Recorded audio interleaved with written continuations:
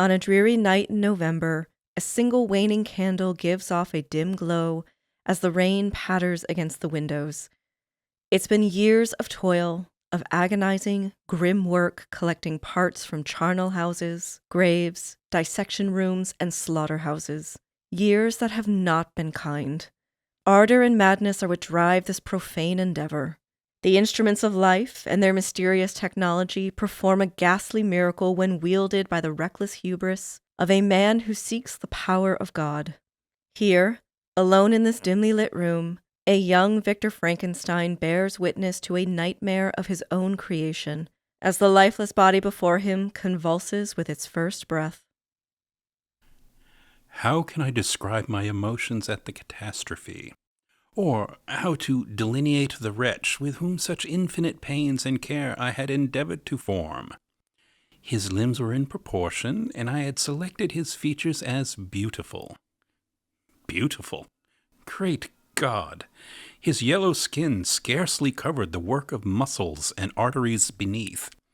His hair was of a lustrous black and flowing, his teeth of a pearly whiteness, but these luxuriances only formed a more horrid contrast with his watery eyes that seemed almost of the same color as the dun-white sockets in which they were set, his shriveled complexion and straight black lips. The different accidents of life are not so changeable as the feelings of human nature. I had worked hard for nearly 2 years for the sole purpose of infusing life into an inanimate body. For this, I had deprived myself of rest and health. I had desired it with an ardor that far exceeded moderation. But now that I had finished, the beauty of the dream vanished, and breathless horror and disgust filled my heart. Unable to endure the aspect of the being I had created, I rushed out of the room, and continued a long time traversing my bedchamber, unable to compose my mind to sleep. At length lassitude succeeded to the tumult I had before endured, and I threw myself on the bed in my clothes, endeavoring to seek a few moments of forgetfulness. But it was in vain. I slept indeed, but I was disturbed by the wildest dreams. I thought I saw Elizabeth, in the bloom of health, walking in the streets of Ingolstadt. Delighted and surprised, I embraced her. But as I imprinted the first kiss on her lips, they became livid with the hue of death. Her features appeared to change, and I thought that I held the corpse of my dead mother in my arms. A shroud enveloped her form, and I saw the grave worms crawling in the folds of the flannel. I started from my sleep with horror. A cold dew covered my forehead, my teeth chattered, and every limb became convulsed. When, by the dim and yellow light of the moon, as it forced its way through the window shutters, I beheld the wretch, the miserable monster whom I had created. He held up the curtain of the bed, and his eyes, if eyes they may be called, were fixed on me. His jaws opened, and he muttered some inarticulate sounds, while a grin wrinkled his cheeks. He might have spoken, but I did not hear. One hand was stretched out, seemingly to detain me, but I escaped, and I rushed downstairs. I took refuge in the courtyard belonging to the house in which I inhabited, where I remained during the rest of the night, walking up and down in the greatest agitation, listening attentively, catching and fearing each sound, as if it were to announce the approach of the demoniacal corpse to which I had so miserably given life. Frankenstein and the Monstrous Body. Originally published in 1818, Mary Wollstonecraft Shelley's Frankenstein is an enduring work of science fiction and Gothic horror that more than 2 centuries after publication continues to shape our understanding of the monstrous. Written during the Romantic period, Frankenstein both reflects and at times stands in contrast to the values that define the era. Having witnessed the deleterious impacts of the Industrial Revolution and the changing values of the Enlightenment, Romantics favored intuition and rich emotional experiences over rationality. They often idealized the past, assigned a moral virtue to the natural world, and strongly believed in individual liberty. The scientific and technological advancement of industry saw the consumptive exploitation of land, resources, and workers, while colonialism brought the horrors of exploitation to people and cultures abroad. Situated in this literary movement, Shelley's novel is a deep exploration of our hubris and humanity in the pursuit of advancement and power, and the tragic consequences of the loss of that humanity. Most people are only familiar with the text through adaptation, so I want to begin by summarizing the novel. For reference, I will be summarizing the original 1818 publication, not the 1831 edition that most people are likely familiar with. Written in epistolary form, the novel opens with Captain Robert Walton writing to his sister Margaret Saville, while he and his crew are stranded on the Arctic ice floes during his own dangerous pursuit of glory. There, Walton encounters Victor Frankenstein, sick from a long pursuit, and brings him aboard his ship, where Victor recounts the story of his monstrous creation. Growing up in comfort but touched by loss, Victor's father encourages his interests in science and natural philosophy, though alchemy and chemistry would prove of particular interest to him despite disapproval from his father and teachers. While studying abroad in Ingolstadt, Victor spends 2 years decoding the mechanism to creating life. Working in secret and sacrificing his health to the endeavor, this pursuit led him to gather the disparate parts of the dead, both human and animal. He selected them for size to ease in assembling the body, and for their beauty so as to create a life in his image. But upon this creature opening its eyes, and Victor seeing them watery and white, its sunken features, yellow skin, black lips, and strange unnatural movement, ardor turns to horror, and he abandons his creation. That night, the creature would enter Victor's room, reach for him while he slept, and Victor would flee again, only to return to find it gone, and his friend, Henry Clerval, unaware of what Victor had done. Clerval nurses Victor back to health over the winter. His strength and mood begin to stabilize, as does the frenzy present in his eyes. During their time before returning home, and waylaid even longer from inclement weather, Victor receives a letter from his father of the death of his young brother William, who was found in the woods with strangulation marks on his neck. His pendant, which held the image of their dead mother, was later found on their nanny Justine. Once home, Victor ventures to the location where William's body was discovered. Looking out into the distance as a storm gathers above, he sees the unmistakable figure of the monster illuminate under the flash of lightning. He decides then of the monster's guilt.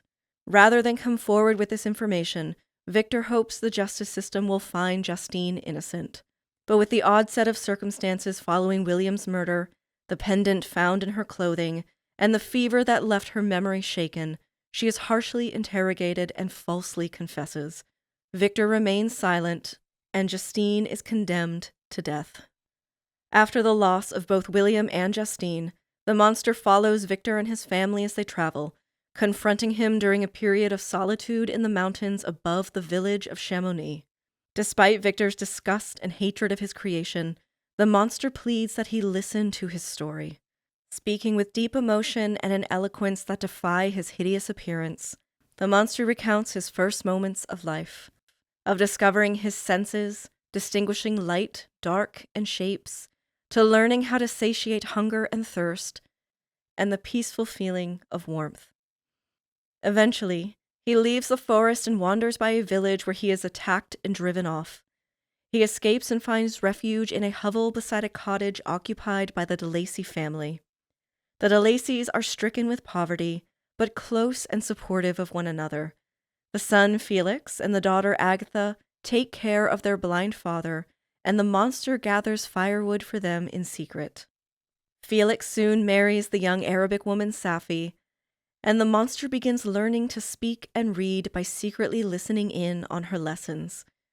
It's during this education he finds himself particularly drawn to Milton's Paradise Lost, not so much because of Adam's creation, but because of Satan's banishment from God and heaven, and the admiration he found among the other devils.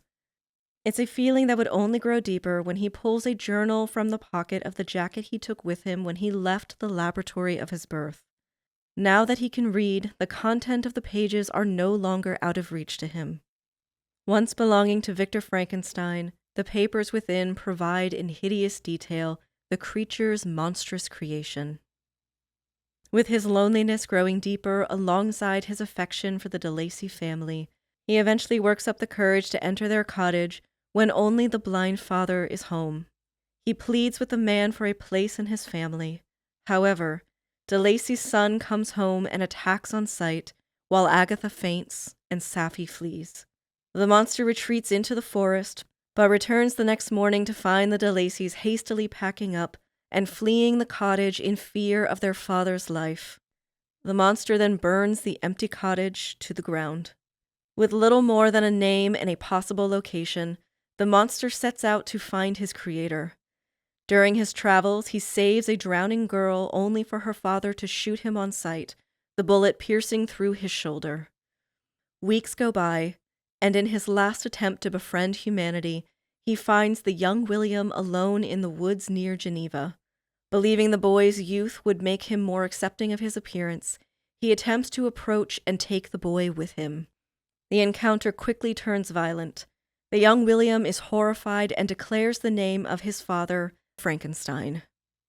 In a fit of rage, the monster declares William his enemy and strangles him to death. He then steals the pendant William wears with a photo of his dead mother. He soon finds William's nanny, Justine, wandering the woods alone.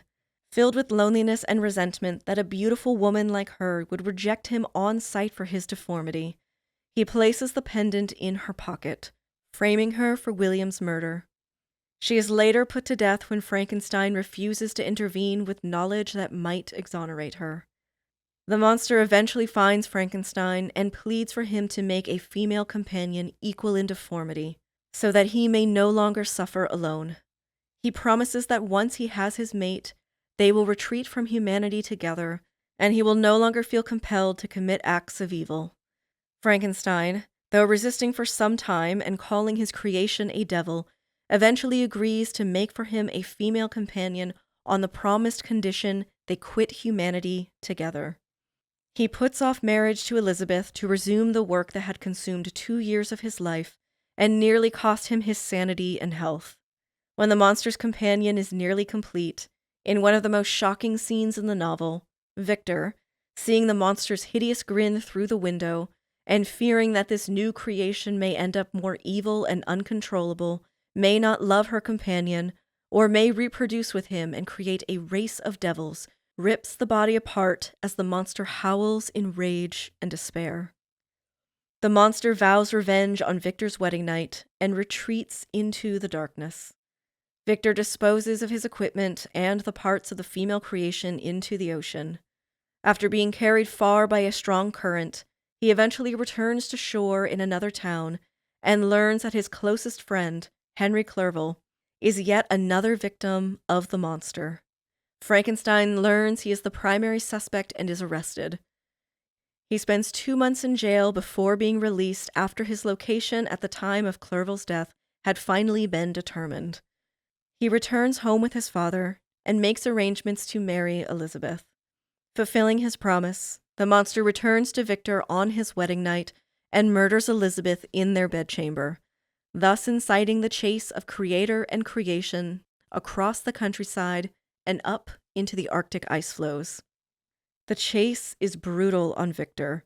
The monster is faster, hardier, and taunts Victor by carving messages into trees and leaving food for sustenance. Victor would eventually take to dog sled, gaining on the monster, but having pushed his dogs to their deaths in the brutal Arctic, finds himself stranded until he is picked up by Walton. Having finished his story, he begins to deteriorate. He admits to Walton that he created a rational being and abandoned it. He believed his greater duty lay not with his creation, but with his fellow creatures. Knowing the monster would show, he urges Walton not to fall for the monster's persuasive words, and to finish his work of ending its life, promising his spirit would guide Walton's hands. Upon Victor's death, the monster appears to Walton's horror, but once he speaks, Walton fights feelings of sympathy.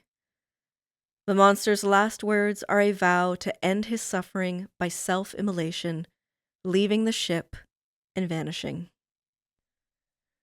Frankenstein is a seminal work of science fiction born out of the Gothic literary tradition. The supernatural and hauntings are common themes in Romantic-era Gothic literature, but Frankenstein creates a new kind of supernatural through the use of scientific experimentation, in which the traditional haunting is not that of a ghost or psychosis, but that of a body, one that bears the similitude of a human, but is made monstrous through its unnatural creation. The monster's otherness has been analyzed through many lenses over the years, including feminist readings and psychoanalysis, but has also found an enduring legacy in the fields of queer and trans theory. The monster's embodiment and experiences resulting from that embodiment provide a rich language to understand monstrosity in the modern era. Like with all monsters, the relationship of monstrosity to embodiment does not happen without socio-political underpinnings. Author and Professor Jack Halberstam notes that Gothic horror uses rhetorical devices and genre conventions to transform those socio-political fears into psychological ones, quite often through flattening the identity of a person or a group into an all-encompassing sexual identity. He notes this is true even when monsters are racially or class-coded. To quote from his book Skin Shows, quote, "Where the foreign and the sexual merge within monstrosity in Gothic, a particular history of sexuality unfolds. It is indeed necessary to map out a relation between the monstrous sexuality of the foreigner and the foreign sexuality of the monster, because sexuality, I will argue, is itself a beast created in 19th century literature.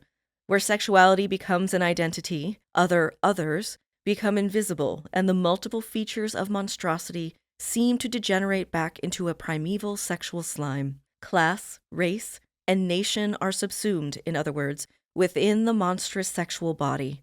Accordingly, Dracula's bite drains pleasure rather than capital. Mr. Hyde symbolizes repression rather than the production of self, and both figure foreign aspect as a threat to domestic security. The unconscious itself and all its mechanisms are precisely the effects of historical and cultural production. Therefore, to historicize monstrosity in literature, and especially in the Gothic novel, reveals a specificity within the way that, since the age of Frankenstein and Dracula, monsters mark difference within and upon bodies." End quote. In the case of Frankenstein's monster, while made of the disparate parts of many different bodies, it is not explicitly racially or ethnically coded, though there is certainly subtext, along with class coding, due to the manner in which Victor collects the bodies of the dead. Rather, it's the disparate parts that make this creation so difficult to categorize. By its very embodiment, it defies category in a way that's very relevant to the fields of gender and queer studies. Frankenstein's monster is seen as an affront to nature and a hideous caricature of the natural order, and is abandoned because of this.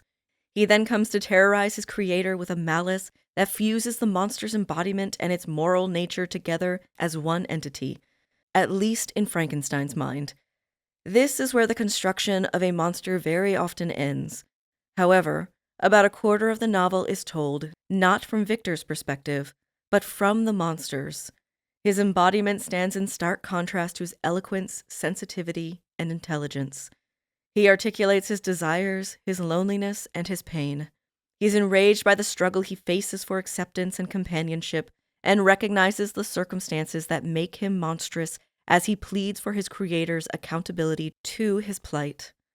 He is not merely the horrifying mistake of Victor's hubris, but a creation with a deep inner world, with subjectivity, and with the capacity for love and suffering.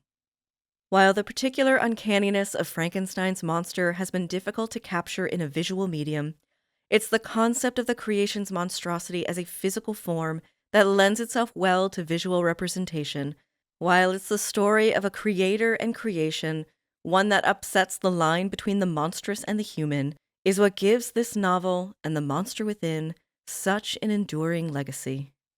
I'm starting here because in December 2023, IGN published an interview with Larian's CEO and creative director for Baldur's Gate 3, Sven Vinka, and two of Larian's lead writers.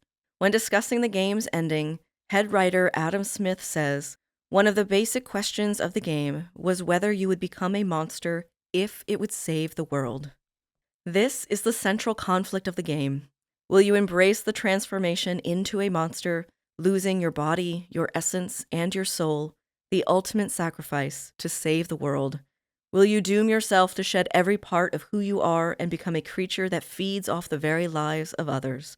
This certainly seems like the straightforward makings of a monster, and had we not encountered the Emperor, I might somewhat agree. But, like Frankenstein's creation, the nature of monstrosity in Baldur's Gate 3 is not so easily parsed. I think to better understand one of literature's greatest and most influential monsters, we can better understand what monstrosity is even 2 centuries later in a game like Baldur's Gate 3. So, what is a monster? Part 1.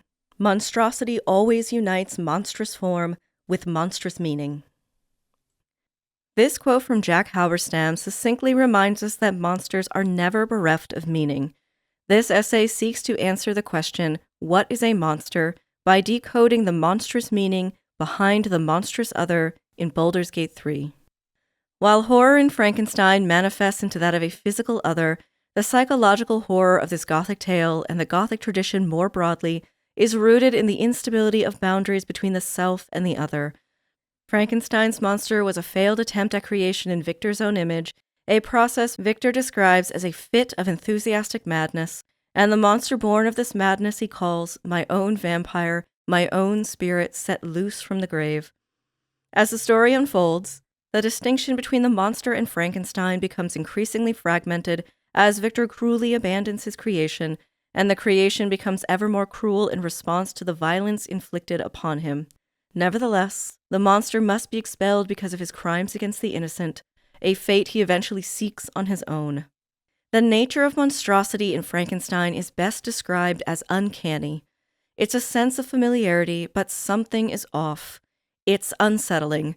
In Paulina Palmer's essay Monstrous Others, she quotes Bronfen's observation that, quote, "The uncanny always entails anxieties about fragmentation, about the disruption or destruction of any narcissistically informed sense of personal stability, body integrity, immortal individuality. These ideas and definitions are not neutral, but carry sociopolitical implications. Since power entails the authority to determine codes of inclusion and exclusion, definitions of monstrosity are employed in establishing the boundaries of the human." End quote. In a novel, the uncanny is an observational experience. We are a witness to the story as it unfolds. This experience is certainly deeply personal and individual, but we do not impact the story. There's an implied boundary between ourselves, the characters, and the themes we explore. This line can be a blurry one, but for a computer role-playing game like Baldur's Gate 3, we are not mere observers to the plot, we help to shape it. Or, at least we have the feeling of shaping it with our choices. In truth, there's no way to truly replicate a tabletop gaming experience, as options and outcomes need to be coded for, and all roads lead roughly to the same outcome, at least for this game. But that interactive component is, nonetheless, unique to the medium of video games and gives us a uniquely immersive way to experience that border crossing and the uncanny quality of Gothic storytelling. In Frankenstein, we observe Victor as he spirals into his enthusiastic madness, raiding graves and morgues and becoming a shadow of himself as he toils to create life in his own image, his own interpretation of masculine beauty. It is Victor who seeks to create a man, but is confronted with a monster that is beyond his control. We observe Victor's abandonment of his creation, we observe his hubris, his abdication of responsibility, and the consequences that come from that. We observe that Frankenstein is a monster in his own right. In Baldur's Gate 3, the player is more than an observer. The game opens with the player character held captive in an illithid pod. A regal but terrifying mind flayer unfolds the top layers of an organic nursery by simply uncurling their fingers and plucks a tadpole from the brine within. We see the mind flayer gingerly place the tadpole on Lae'zel's cheek and hear her scream as it crawls behind her eye. The pod closes around her and she falls silent. The mind flayer pulls another tadpole from the brine, and this one is meant for us. The bright orange glow of the mind flayer's eyes blur as the toothy maw of the tadpole opens and bites down into our eye. The player character is the experimented upon. The screen goes black, then opens to the character creation screen where we, the player, begin the process of creation. We are asked, Who are you? We are, in a sense, both Victor and his creation. This will be our point of view character. For a good number of players, this will be some degree of self-insert, but for the many others who don't create a self-insert, it's impossible to completely separate oneself from the character you actively design. Much like Victor selecting features that he finds beautiful, it could be as basic as an aesthetic, maybe it's a character from another piece of media you enjoy, or a partner. Either way, you are crafting a character that is in some way, or in many ways, created in your image. This blurs the boundary between player and player character in a manner that is Gothic in a very literal way. On the next screen, we are prompted to create a guardian. This same concept applies, but the guardian is a creation for your character, much the same as the monster is for Frankenstein, or Eve is for Adam.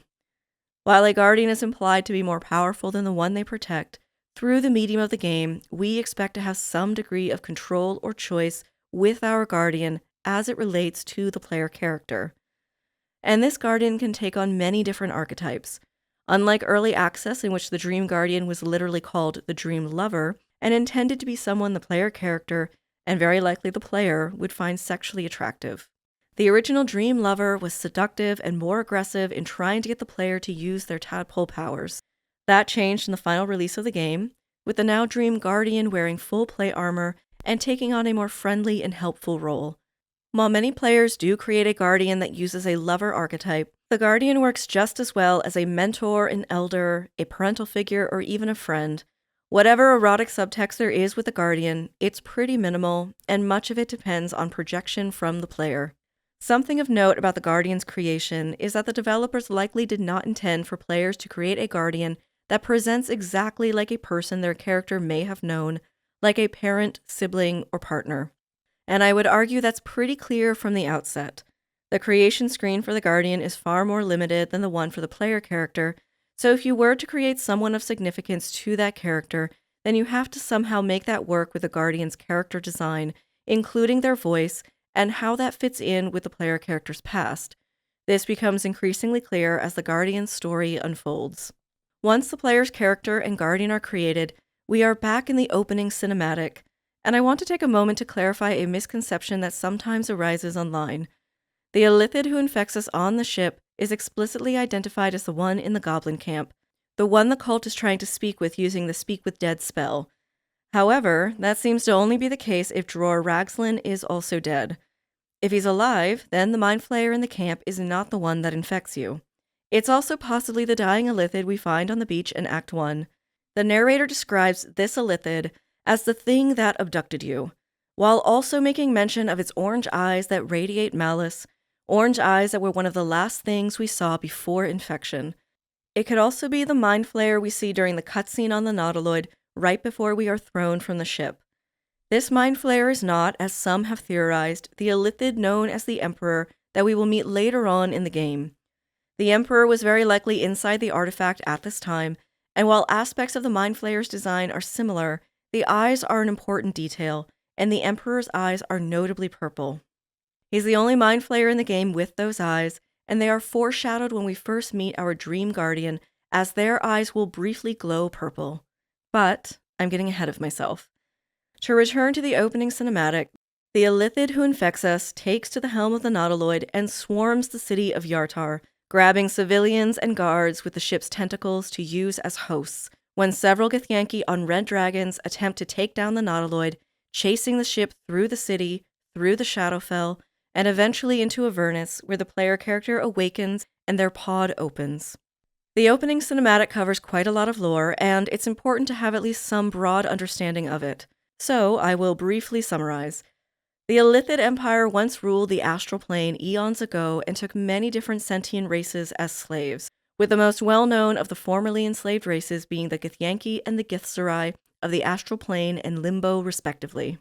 The Githyanki, now a militant colonial society, were the ones who eventually overthrew the Illithid Empire under the leadership of Mother Gith, driving the Illithids into the Underdark and driving the Githzerai into the plane of limbo due to their defection from Mother Gith and her imperialistic ambitions. Though they once ruled the astral plane, Illithids are not astral natives, nor are they native to the material plane. Instead, they originate in the far realm outside of the normal cosmology within the D&D mythos. In a cosmology with all these different races and deities occupying different planes, illithids are aliens, true aliens. They are ancient, with no one knowing exactly when or how they came to exist, or even if the form we see is truly how their form exists in the far realm. While some worship illithid-specific deities, they are unique in that the ultimate ascension for a mind flayer is to merge with their colony's elder brain upon death, rather than join their deity in the afterlife. An illithid colony is a complex and structured society. Each illithid has a role, and the colony centers around an elder brain which serves as the repository of the colony's knowledge, culture, and history, while also serving as a communication hub, exercising control over the colony's individual members. That degree of control can vary, with some elder brains being particularly despotic. When an illithid dies, it believes that it will merge with the elder brain and continue to live on. In actuality, the brain consumes the illithid's memories and destroys the rest of its being. The brain lives parasitically off of the colony, and the colony lives parasitically off of those it captures and enslaves. Illithids must consume the brains of sentient beings in order to survive, and they must infect sentient beings with an illithid parasite in order to reproduce. That tadpole triggers seromorphosis by latching onto the victim's brainstem and begins to transform the host from the inside out. This process kills the original host, destroying the body and possibly destroying the soul as well, though we'll talk more about that later. And the newly born mind flayer is someone or something altogether different, holding only some memories of their former life until those eventually fade away. That's the typical process, but something that never comes up in the game but is present in the lore is what's called partialism. During the seromorphosis process, the host may not be completely destroyed and may retain parts of its former self's personality, along with talents, habits, and long-lingering memories that amount to a personal history. Any illithid that shows signs of partialism will be destroyed by the colony, as it's considered an aberration by its fellow mind flayers. There is a legend in illithid lore of a mind flayer with such an extreme case of partialism that it has retained all of its former memories and independence. Known as the adversary, this illithid poses a deep existential threat to the hive mind that forms a colony. This, however, is just a legend, and there hasn't yet been a character that fits this legend in its entirety. In the game, we will eventually meet two renegade mind flayers, the Emperor and Omeluum, with the Emperor having a high degree of partialism. Omeluum, while also a renegade and highly independent, does not exhibit signs of partialism. Though renegades are rare, when they're away from the elder brain and colony, a mind flayer will have its own objectives, possess a unique personality, and may even view other intelligent races as equals and possible allies rather than mere tools or food. Given that background lore, as we examine the opening cinematic, the overwhelming impression we get is that of a colonizing force. We see in the art book for Baldur's Gate 3 that the costume design for the mind flayers is meant to evoke the opulence and decay of a ruined empire, much in the way, at least thematically, the Gothic often features settings of decaying opulence. It's no wonder the vampire, a monster of greed and consumption, often resides in decaying estates and mansions. Even in the lore, mind flayer colonies possess a kind of organic extravagance, as they are built within the natural stone formations of the Underdark. But for all the lore and intent behind the mind flayer's design, once the player character wakens and begins to explore the nautiloid, we are met with very different imagery. The nautiloid is filled with webs of viscera and technology that resemble organs. The floor and walls are fleshy and slimy, platforms and seating are cartilaginous, and the doorways are literal sphincters. The ship is interconnected through a network of nerves that the illithids psionically connect to, an ability the player discovers they can also do via their tadpole. Rather than decaying opulence, the illithid threat is firmly grounded in the imagery of body horror and infection. It's also here on the nautiloid we begin to see the horror of what can be described as scientific experimentation. While Frankenstein was the first science fiction novel, the exact mechanism of the technology that brings his creation to life is unknown, but it has this mysterious necromantic quality to it. While Baldur's Gate 3 takes place within a high fantasy setting where magic largely supplants scientific advancement, illithids are again unique in their affinity for this kind of technology. Magic is, in fact, greatly shunned in illithid society, So what we encounter here on the Nautiloid is this similar kind of dark force that we encounter in Frankenstein. The nature of it is vague and unknown, and what it produces is equally disturbing. Beyond the brine pool that serves as a nursery for their reproductive conquests, in the very next room we encounter us, an intellect devourer born of the brain of a man who is not yet dead. His face is streaked with tears, and he seems aware but unable to move, only dying once us is plied free from his skull. Once us is free, tentacles and legs sprout from the brain as this new organism takes shape right before our eyes. While traversing the ship, we meet Lae'zel and learn that this tadpole is not merely a means of reproduction, but of communication as well. It connects us to other infected, violating the privacy of our minds and the distinction between the self and others. In the next room, we encounter two men undergoing the process to create thralls. It's not clear in the game, but a thrall is not the same as someone under a domination spell. It's a process performed by a colony that erases neural pathways and strips the subject of their autonomy and personality. Those neural pathways are then rebuilt and shaped to serve the needs of the colony and its individual illithids. The psionic energy emanating from these men is what's destroying then rewriting their minds. Interestingly, if you are playing as the Dark Urge, this scene can trigger for your character memories of being experimented upon themselves. Of note, ever since the main villain in Baldur's Gate 2, John Irenicus, scientific experimentation has occupied a space of visceral horror within the series. Irenicus infamously experimented on the player character, a captured ballspawn, to unlock their potential and take the Slayer form for himself. In his dungeon laboratory, we find tanks of creatures that once animated with cells come to life as the subjects of unspeakable torture. Irenicus even experiments with creating life, operating tanks filled with the cloned body parts of his former lover. Perhaps the most disturbing part of the Nautiloid is when the player encounters the incubation pod. If the player interacts with the room's organic console, the woman inside the pod undergoes a gruesome and painful transformation, one that breaks bones and dissolves the skin as tentacles burst forth from her broken jaw. She's been transformed into a bloody and dazed newborn mind flayer.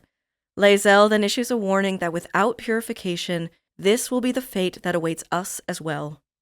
In Halberstam's opening chapter of Skin Shows, when discussing postmodern horror, he speaks to what Baudrillard describes as the obscenity of immediate visibility, or what Linda Williams calls the frenzy of the visible, a phenomenon that transforms the layers and nuances of earlier depictions of monstrosity into a visual representation of a, quote, beast who is all body and no soul, end quote.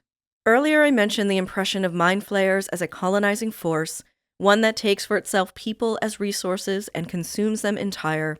Their identities, culture, language, and very bodies are twisted beyond recognition and destroyed as they become tools for the collective's imperialistic ambitions.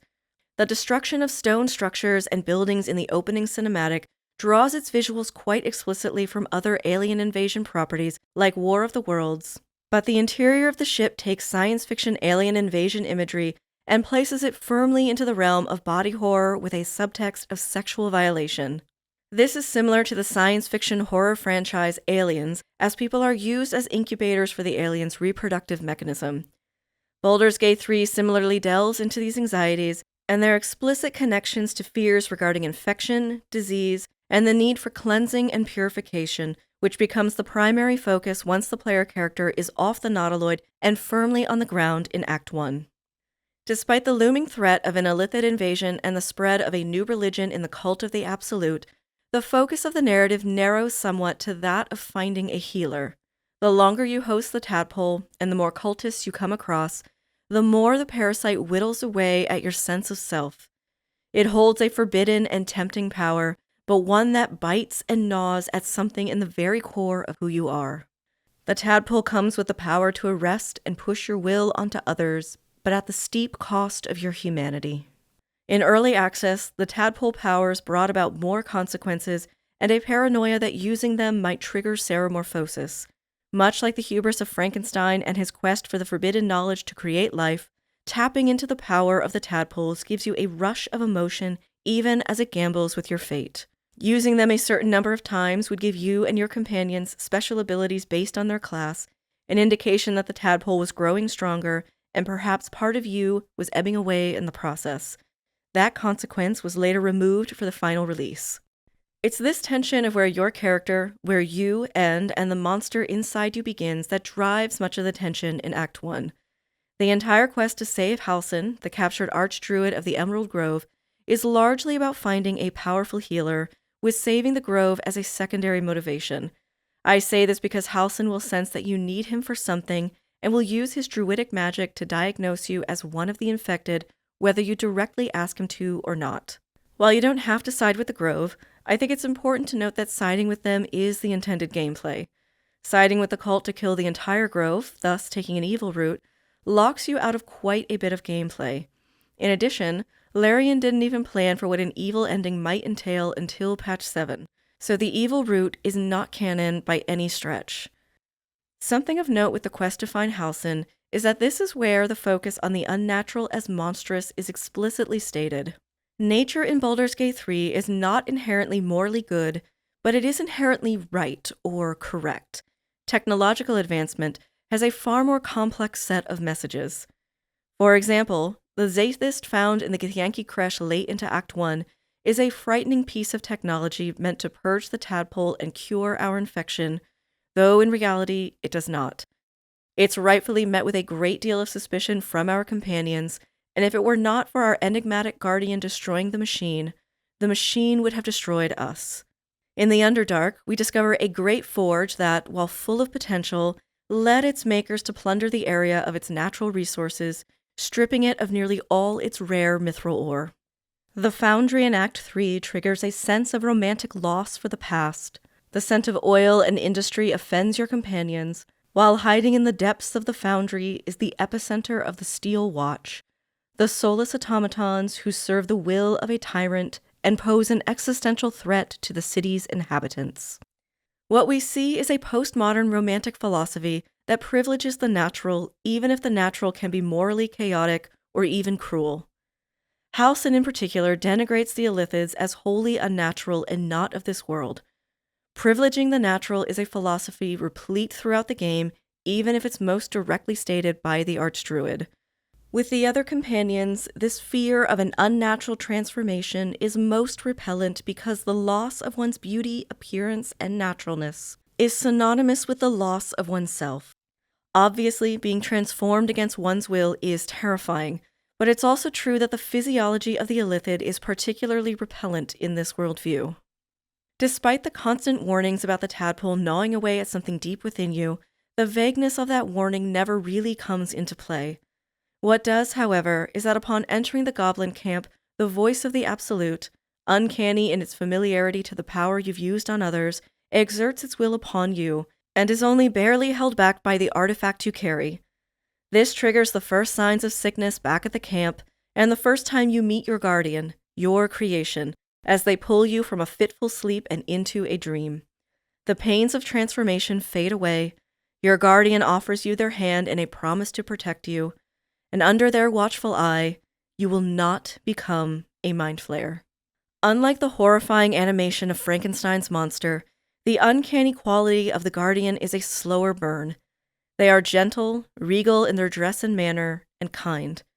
But they insist upon you tapping into the potential of the tadpole while promising to protect you from transformation. They comfort you, but still make you feel ill at ease as there is something off about them. Or, at the very least, they are a mystery. None of your companions dream of the same guardian, so their physical form, if it exists at all, is unknown. They could be a projection of the tadpole, or they could be something else entirely. Though this dream guardian is mysterious, and for some players they may even be suspicious, they have, so far, saved you and your companions from transformation and death. Part 2. Frightful must it be for any human endeavor to mock the stupendous mechanism of the creator of the world. Nowhere does the theme of death come more clearly into focus than what we find in Act 2, with perhaps the exception of the Dark Urge in Act 3. Act 2 is set in a land shrouded in cursed darkness, haunted by specters and the undead. What brings about this curse is the grief and corruption of one man and the tragic unraveling of his family. The disruption of family units and the struggle against unspeakable desires is at the core of many Gothic tales, tales that establish the boundaries of appropriate sexual desire and behavior, and that of traditional family units. These themes are replete through modern horror in both its regulation and disruption of sexual and gender norms. In Frankenstein, this presents itself in several ways. Victor puts off his marriage to Elizabeth to pursue the creation of a man in his image with an ardor that far exceeded moderation, carefully selecting the creation's features for their beauty. The monster's animation brings about a nightmare in which Victor kisses the lips of Elizabeth, who transforms into the form of his dead mother, portending the death of both Elizabeth and the promise of a normal familial life. Even though he envisions her death, Elizabeth is largely in the background of the story. His friend, Henry Clerval, seems a far more intimate relationship to him, nursing him back to health from the depths of illness brought on by the madness to create life. But the promise of a normal family life has an unsettling subtext. Victor's own father worries that he has come to view Elizabeth as more of a sister than a future wife, as they are cousins and she was raised by Victor's family. Indeed, Victor does seem to feel more passion for his creation, more intimacy with Clerval than he does with Elizabeth. However, they do marry, and the monster takes her life before the marriage is consummated. This act of revenge comes after Victor destroys the female creation he had promised to make, and for whom the monster believed would end his loneliness. Victor's motivations for destroying the female creation are complex, but one of those reasons is directly related to the monster's unnaturalness, and his fear that they would eventually desire children, thus creating, as he puts it, a race of devils propagated upon the earth, who might make the very existence of the species of man a condition precarious and full of terror. The concept of the natural as morally good and correct has both religious and secular roots, and they overlap in interesting ways. While the influence of this philosophy is complex, for the purpose of this essay, we will examine this in terms of naturalness as the morally good and correct mode of being, while the opposite, the unnatural, is best expressed as the profane. In Shelley's introduction to the 1931 edition of Frankenstein, she writes, quote, "Frightful must it be, for supremely frightful would be the effect of any human endeavor to mock the stupendous mechanism of the creator of the world." End quote. It's no surprise that Frankenstein's efforts to create a man in his own image are built upon a foundation of death, and its results go horribly wrong. The profane execution of creating life in this manner can only produce a lineage that's an affront to God's natural, sacred, and moral order, a concept in itself steeped in the politics of what constitutes acceptable familial life within the broader social order and who gets to participate. Just as the monster is deprived of female companionship, so is Victor, deepening the cycle of violence until it claims both their lives. With this, I want to take a close look at Act 2 and the Gothic tale of its main villain, Ketheric Thorm. Thorm's story is one centered on the disruption of his family unit with the loss of his wife and daughter, and the vengeance he seeks on his daughter's lover. Ketheric is a religiously devout man, as well as the governor of the town of Rhythwin. During his governorship, he erects moonrise towers in honor of his goddess, the moon maiden Seluna. After tragically losing his wife Melodia, Ketheric would pour his grief into the only remaining part of his late wife, their daughter Isabel, growing ever more possessive of her as the years go by.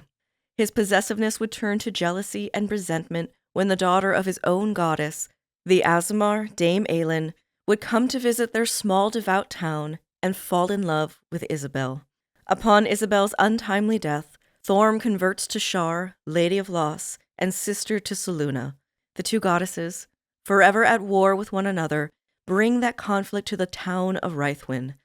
Thorm terrorizes his citizens with an army of dark justiciars, the devout warriors of Shar, and locks away Ailinn in a soul cage created by the necromancer Balthazar, concealed far away in the Shadowfell, Shar's realm of loss.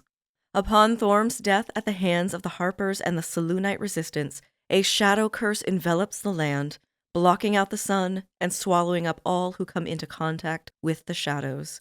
Through Balthazar, Thorm is raised as the undead chosen of Merkel, and for his devotion to the god of bones, Isabel is returned to life. However, once she learns of the monster her father has become, she would flee him, unaware that Aelin is alive and trapped in the soul cage that provides Thorm with his immortality. There's a subtext here that's pervasive throughout Ketheric Thorm's story, that for him, Isabel replaces Melodia upon her death. There's a telling line during the battle between Aelin and Ketheric in which he accuses her of taking Isabel from him. If Marcus is able to abduct Isabel, Thorm infects her with a tadpole, stealing her agency and her freedom to leave. These are not the actions of a father who loves his daughter, but rather the possessiveness of a father with an inappropriate affection for his daughter, stemming from the misplaced grief over his late wife.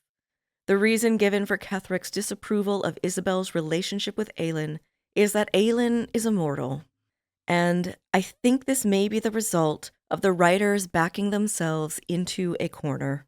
Originally, Ketheric was supposed to be recruitable, but it's difficult to feel sympathy for a man so possessive of his daughter that it borders on incestuous. I'm speculating, but I think because of this, they couldn't truly explore the depths of his misplaced grief and how that relates to his feelings of jealousy with regard to Isabel and Aelin's romantic relationship. In this context, Dame Aelin is a sexual threat, and this is not an unusual trope even outside the genre of horror fiction. Films ranging from comedies to action blockbusters that feature a father coming to terms with his teenage daughter's budding sexuality and the attention she receives from other young men is so commonplace we can all likely think of examples of this in popular media. The patriarchal and phallocentric perspective of this theme then begs the question of how Isabel and Aelin's lesbianism fits into this, along with Aelin's status as the daughter of his goddess, or rather his former goddess. Within this paradigm, Thorm would not be able to accept the validity of Isabel's lesbian relationship. Her love of another woman can in no way fulfill her the way his love can as the father and patriarch of their family. Likewise, Aelin poses a powerful threat to his status as a patriarch. His authority as a devout follower of Selûne and as the governor of the deeply religious town of Ruithwin becomes upended upon Aelin's arrival. She is the walking embodiment of his goddess, a supernaturally powerful being, a formidable warrior, proud, opinionated, physically imposing, and passionately in love with his daughter. Thorm's worship of a goddess has given him incredible power and authority, but it can never match the status of the Moon Maiden's own child. And this is where the writers come into conflict with the paradigm of Baldur's Gate's larger setting. The setting presents a world of true equality between the sexes, even though there still exist institutions we associate with and are built upon patriarchal power.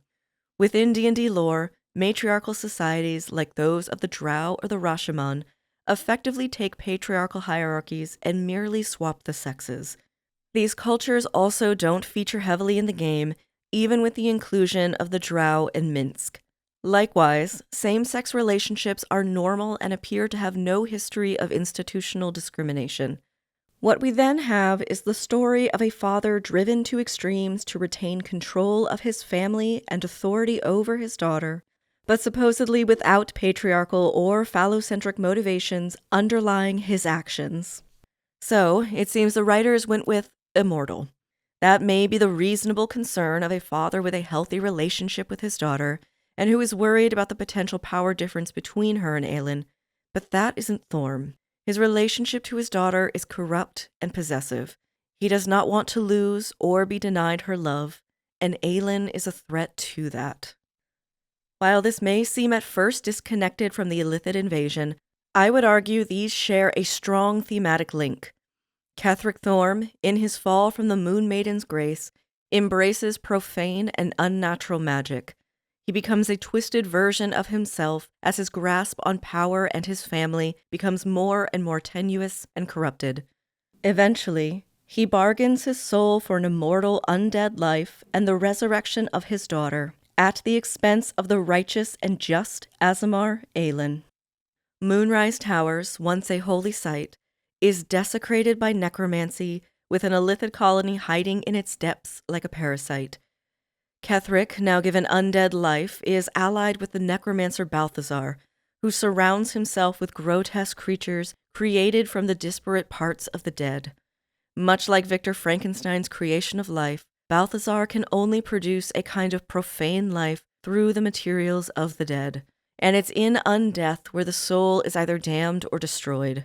Balthazar's constructed monsters hold little to none of the complexity of Frankenstein's monster, and none of his humanity. The grotesque Theobald Thorm is barely human or human-like in his embodiment, and remembers only a shadow of his former life. Malus, the sadistic surgeon, is now a construction of undead flesh and the instruments of torture he used in worship of his cruel goddess Shar. While he holds his former knowledge, he can be killed with some persuasive words, almost like a computer calculating an outcome rather than the self-preservation of what we might expect of a creature that still holds at least some of its humanity. Flesh, the flesh golem in the Temple of Shar, appears to only possess a base level of intelligence because his purpose is to act as a bodyguard. The obscenity of immediate visibility comes into effect here much like it did in the opening act with monsters who are all body and no soul, a profane caricature of natural life. We learn from our camp companion Withers, the avatar of the former god of death, that illithids do not possess souls. The death from transformation is therefore not just a death of the body, it's the death of the self and implied eternal life. It's consumptive in nature. Illithids infect and consume hosts, and the necromancy of Balthazar and Ketheric consumes the bodies of the dead and the life force of an immortal. The illithid colony, likewise, bears little resemblance to the colonies found in the lore. This one is built from the bodies of countless dead, and the very walls absorb them into its structure. Here we find the profane wombs to birth the undead, and the pods to transform the captured into illithids. We find alongside these the journals that document the experiments of the cult of Baal, the Lord of Murder. If you're playing as the Dark Urge, these journals concern you specifically, the victim of illithid infection, and the vivisected plaything of a physician and worshipper of Baal. Like Merkel, Baal is one of the dead three, lesser deities who died during the time of troubles. Bane is the last of these three. In the depths of this illithid colony, we find Ketheric Thorm, Orin, and Enver Gortash, the chosen of the dead three, and the ones who created the cult of the Absolute as a front to obtain power for their gods. It comes as no real surprise that the false god of a cult would have an illithid colony in the depths of the tower where its leaders and members organize. A false god cannot create natural or sacred life, it can only mock God's stupendous creation. The profane as a theme has much to say about morality, nature, and the regulation of sexuality, and it's no different here in Baldur's Gate 3, with Ketheric's possessive hold on Isabel and his destructive jealousy of her lover, to the creation of undeath in profane wombs and soulless illithids through infection and incubation under the guise of a false god. Act 2 resolves through at least some degree of subversion. What begins as a family tragedy ends with Aelin reunited with Isabel, finally free from her father's madness. Had Larian been willing to fully delve into the themes of a father's incestuous possession of his daughter and the threat a lesbian relationship poses to his patriarchal power, I think the more subversive outcomes of Act 2 could have been clearer.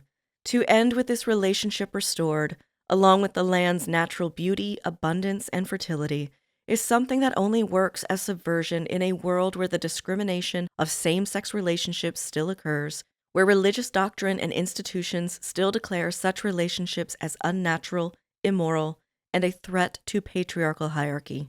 The liberal ideal of the assimilation of same-sex relationships into the milieu of the status quo, a political identity without a history, undermines the potential of the narrative and the significance of this ending by not fully contextualizing the story into the Gothic themes it draws from.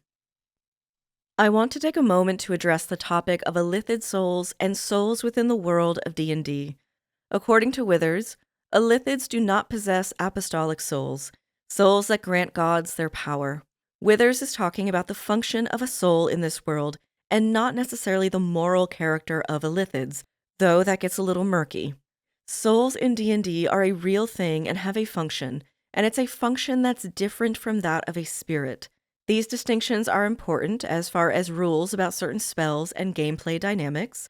Lots of races in D&D do not have souls, including the undead, with the exception of a lich, and in earlier lore, elves. Fey creatures in general did not always possess souls. To be soulless also has historic, religious, colloquial, and even comparable secular meanings. Soullessness denotes lesser personhood. While the term can be used to describe someone who is cruel, it is, at its core, a demarcation of lesser personhood or sentience, lesser moral character, and a lesser capacity to suffer. Animals are often considered soulless, and can therefore be robbed of their capacity to suffer.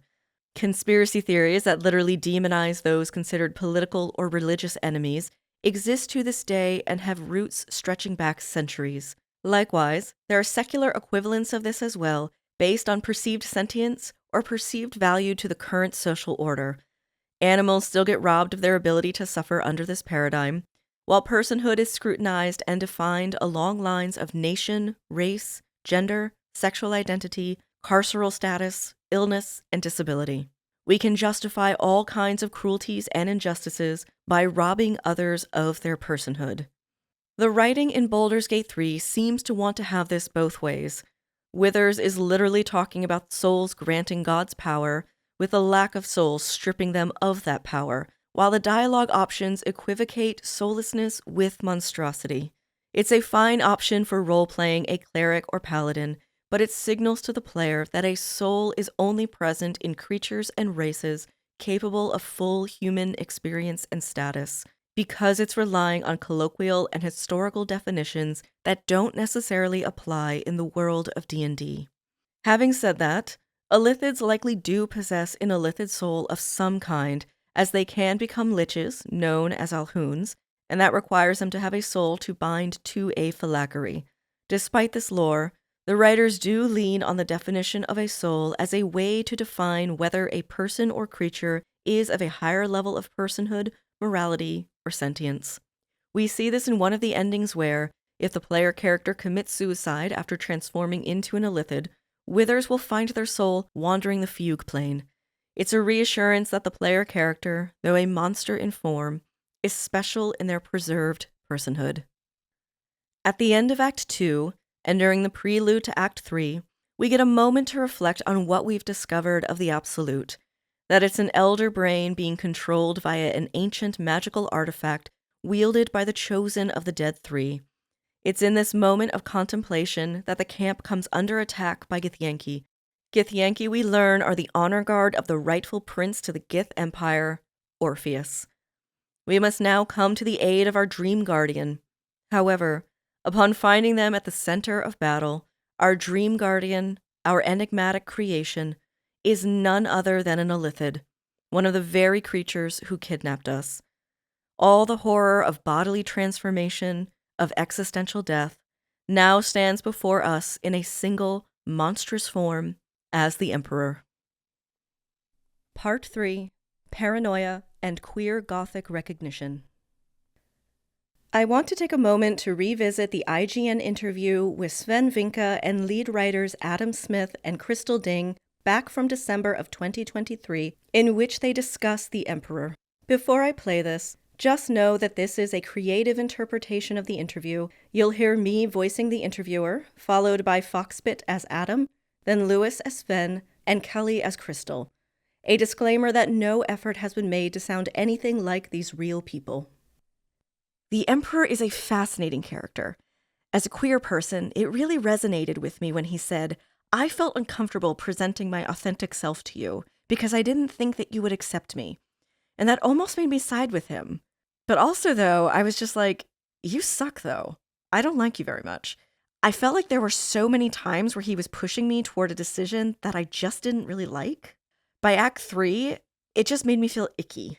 And then the fact that he sided with the Netherbrain, which, as a decision point, didn't make any sense to me. It's desperation. It's survival. He never lies to you.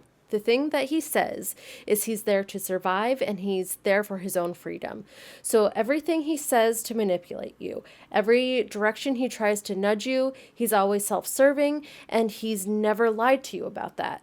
But it does then therefore put you in these positions where you're like, I want to agree with you, but at the same time, I don't like the way you're inviting me to agree with you. And that puts you in an uncomfortable position. He has a lot of level of manipulation that is built into him. You can almost think of him as a corporation. He's serving himself, but he's an ethically correct corporation. He never lies, but it's always about himself. And the other thing is, I think he's terrified because he's managed to become something independent. He's not really terrified. He doesn't have that level of emotion. Well, yeah, but I think that there's the level of horror in being, going back to what he escaped from. Yeah, he's trying to maximize the survival. And at the moment that you talk about, at that particular moment, he says, well, fuck you. You fucked up every single other avenue. It's computational, right? Yeah, so I need to go there. I have no choice. So for him, it's a perfect way out. We used to joke that basically you were stuck between an accountant and a lawyer. One guy just wants to get back to running his nasty, evil business under the city, and the other guy is trying to make his deals and catch you in a loophole. Well, there's a bit where Raphael says, and again, Raphael's a piece of shit. A lot of what he says you can't trust, but he is honest. And at one point, if you push him on it, he says, all you are to the Emperor is a pack animal that's carrying him to where he needs to be. That's all you are to him. And Raphael's the villain, but there's truth in what he says. And having those two whisper in your ear, it's a devil and a squid. Was he always the squid from the start? Was this reveal always baked in? Yeah, it was at the very core story. It was part of the core story from the get-go. He was always the twist. It was just that we struggled in the beginning. It took us some time to figure out his voice. The bit that may have been found out is the ways that he manipulates you. We removed a bit of that because it didn't work. A strong design principle behind the entire game is that if we do something, it has to resonate throughout the feature that's there. You have to be able to use it everywhere. If it's narratively there, it should be persistent, true to the end. And that particular bit, even if it looked great and it sounded great, it just didn't work. You didn't see it. So we removed it as a result of that. So you might find traces of that. It's one of the manipulations, I think, because the character was always that character, but obviously he presents in different ways. I should say they present in different ways. We often had this fight. I always correct them. No, it's an it. This is an it. Yeah. One of the basic questions of the game was whether you would become a monster if it would save the world. If you're not going to do it, are you going to ask someone else to do it, or are you just going to say, fuck everybody? There was no way to save the city, save the world, without giving up your own identity, and whether you did or not was an interesting question. We talked a healthy amount about whether becoming a mind flayer meant a loss of identity. There is quite a bit to unpack here, but I want to start by addressing some of the claims made in this interview. I've addressed some of this in writing before, and I'll link to that in the show notes. To start, the idea that the Emperor does not feel deeply is a bizarre claim, and one the writers do not seem to hold. Rather, this seems to be director Sven's interpretation. The Emperor was, on 2 separate occasions, enslaved to the Elder Brain. He values his personal freedom so much that he devises a complex plan to overthrow it. During the cutscene in Act 3, in which he is mourning the death of his business partner Belin Stelmane, we feel his fear and anxiety over the brain possibly breaking free. If the Emperor is given the nether stones that keep the brain dominated, we get this emotional scene where he confronts the entity that enslaved him. These motivations, and the cutscenes we see, don't make sense unless the Emperor is deeply motivated by the fear of being enslaved again. We're given no evidence that these moments of vulnerability are shallow or not real. Smith even says that the Emperor joins the brain out of desperation and survival. While Sven says this is computational, it can actually be both. Joining the brain was his best chance of survival, while also being a desperate act. There's another explanation here that makes more sense, and we will discuss the endings in more depth later, but without Orpheus's protection, the Emperor is a thrall. This is both foreshadowed. The moment his protection is gone, you would become enthralled to the Elder Brain, just as I would. And the Emperor sounds much like the Absolute during the final battle. Witness perfection. Yield to it. This claim they've made is simply not supported by their own writing. Secondly, Sven claims that to the Emperor you are a pack animal. The term in the game is a beast of burden. Even though Sven has warned us that you can't trust Raphael, rest assured that you can definitely trust him here and his assessment of your situation. This line about being a beast of burden is during a scene in which Raphael lies to the party that you will always be dependent on the Emperor, seemingly indefinitely, unless you free Orpheus. It's a strange claim to make, and I'm not sure why that wasn't clarified in later patches. Yes, you are dependent on the Emperor until the brain is defeated, and likewise, he is just as dependent on you. While there's a utility to your alliance with the Emperor, just as there's a utility to your alliance with the companions, that doesn't mean it's the only dynamic at play. In fact, if you romance the Emperor, we literally feel the care he has for the player character. There's even an ending that confirms this, and let's put a pin in that to return to later. As far as the Emperor being some kind of master manipulator that pushes you in this direction or that, there is not a single moment in the game in which the Emperor forces your hand, even at the risk of failure and death. For example, urging you not to go to the creche or into the hells are reasonable requests given all that's at stake, and not functionally different from the companions expressing their opinions along the way. Speaking of which, there's this theme running throughout Act 3 about how you, the player character, and player, didn't ask to be allied with the Emperor. But honestly, so what? To summarize your situation, you have a worm in your head, you need to remove it, and it's unusual because it's tied to this doomsday scenario. There's no outcome, except for an early endgame, in which you don't end up face-to-face with the brain, attempting to dominate it with the Netherstones, and you simply cannot get there without the Emperor.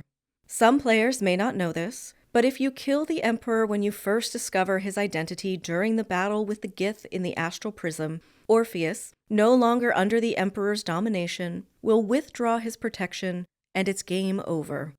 The Elder Brain transforms you into a Mind Flayer and folds you into the grand design, the return of the illithid empire. The Emperor is your unlikely ally in this strange set of high-stakes events. This is quite literally just, to put it bluntly, the plot. The plot dictates your actions even if you believe you're fully in control. Through the narrative and medium, you're simply not. The narrative is pretty set. You can choose to do heroic or destructive things, skip quests, or lose companions along the way, and you will always end up at the brain with the Netherstones. Lastly, you'll notice that I don't refer to the Emperor as it, even though that is technically canon. I will be referring to the Emperor as he, though I don't believe that in any way diminishes his status as a genderqueer character. I do, however, want to acknowledge here that there are people whose preferred pronouns are it, its, and this is not about invalidating that. The queer community has a long tradition of reclaiming and redefining words that were once derogatory and destigmatizing them. However, that's not what's happening here. It is used here to dehumanize through stripping the Emperor of any gender. There's a tension underlying this interview that's first brought up by the interviewer, and that's the familiarity they feel regarding the Emperor's discomfort with presenting himself authentically to that of their queer experience, and more broadly, the queer experiences of so many others. More than just a matter of discomfort, for the Emperor, this is a matter of life and death. There's a reason he pleads for his life when his form is finally known. What follows in the interview is the characterization of the Emperor as akin to a corporation or a computer.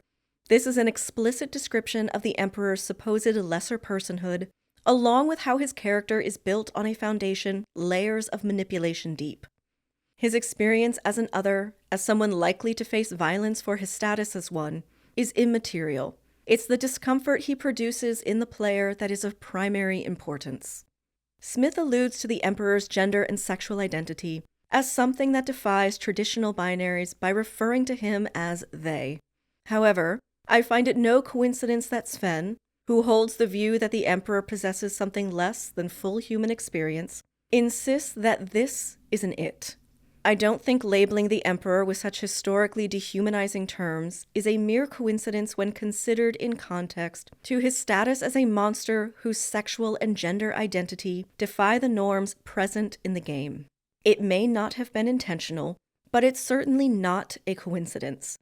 The foreign sexuality of the monster, of the Emperor, his queerness as a character, are one and the same.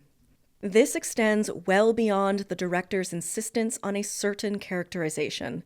Games allow for direct interaction with the plot, companions, and NPCs, allowing us at least some degree of agency in shaping our experience within the confines of the narrative. The Emperor's monstrosity and queerness are, likewise, shaped by this very dynamic. While the directness of this interaction between the player and the game are unique to this medium, the broader concept is not unique to Gothic storytelling. To quote English literary author and researcher Mare Rigby in her analysis of Frankenstein, quote, "The language of Gothic fiction works to create an atmosphere of sexual danger and transgression, in putting into play the signs and codes such as forbidden knowledge, recognition, paranoia, the unspeakable, madness, monstrosity, death, disease, social ostracism, and strange symbolic space. Frankenstein, for instance, can be read as mobilizing conventions which have come to double as both Gothic tropes and tropes within the language of sexual deviance. But queer reading possibilities are not simply inscribed in Frankenstein, or for that matter, in the reader. They are produced through a reciprocal relationship, a kind of transaction, if you will, between the text and the reader's conscious or subconscious awareness of the conventions for which queerness has been made available as coded language." End quote. Queer and feminist readings of Frankenstein's monster have such an enduring legacy because of the similarities of the monster's experience with that of those marginalized communities.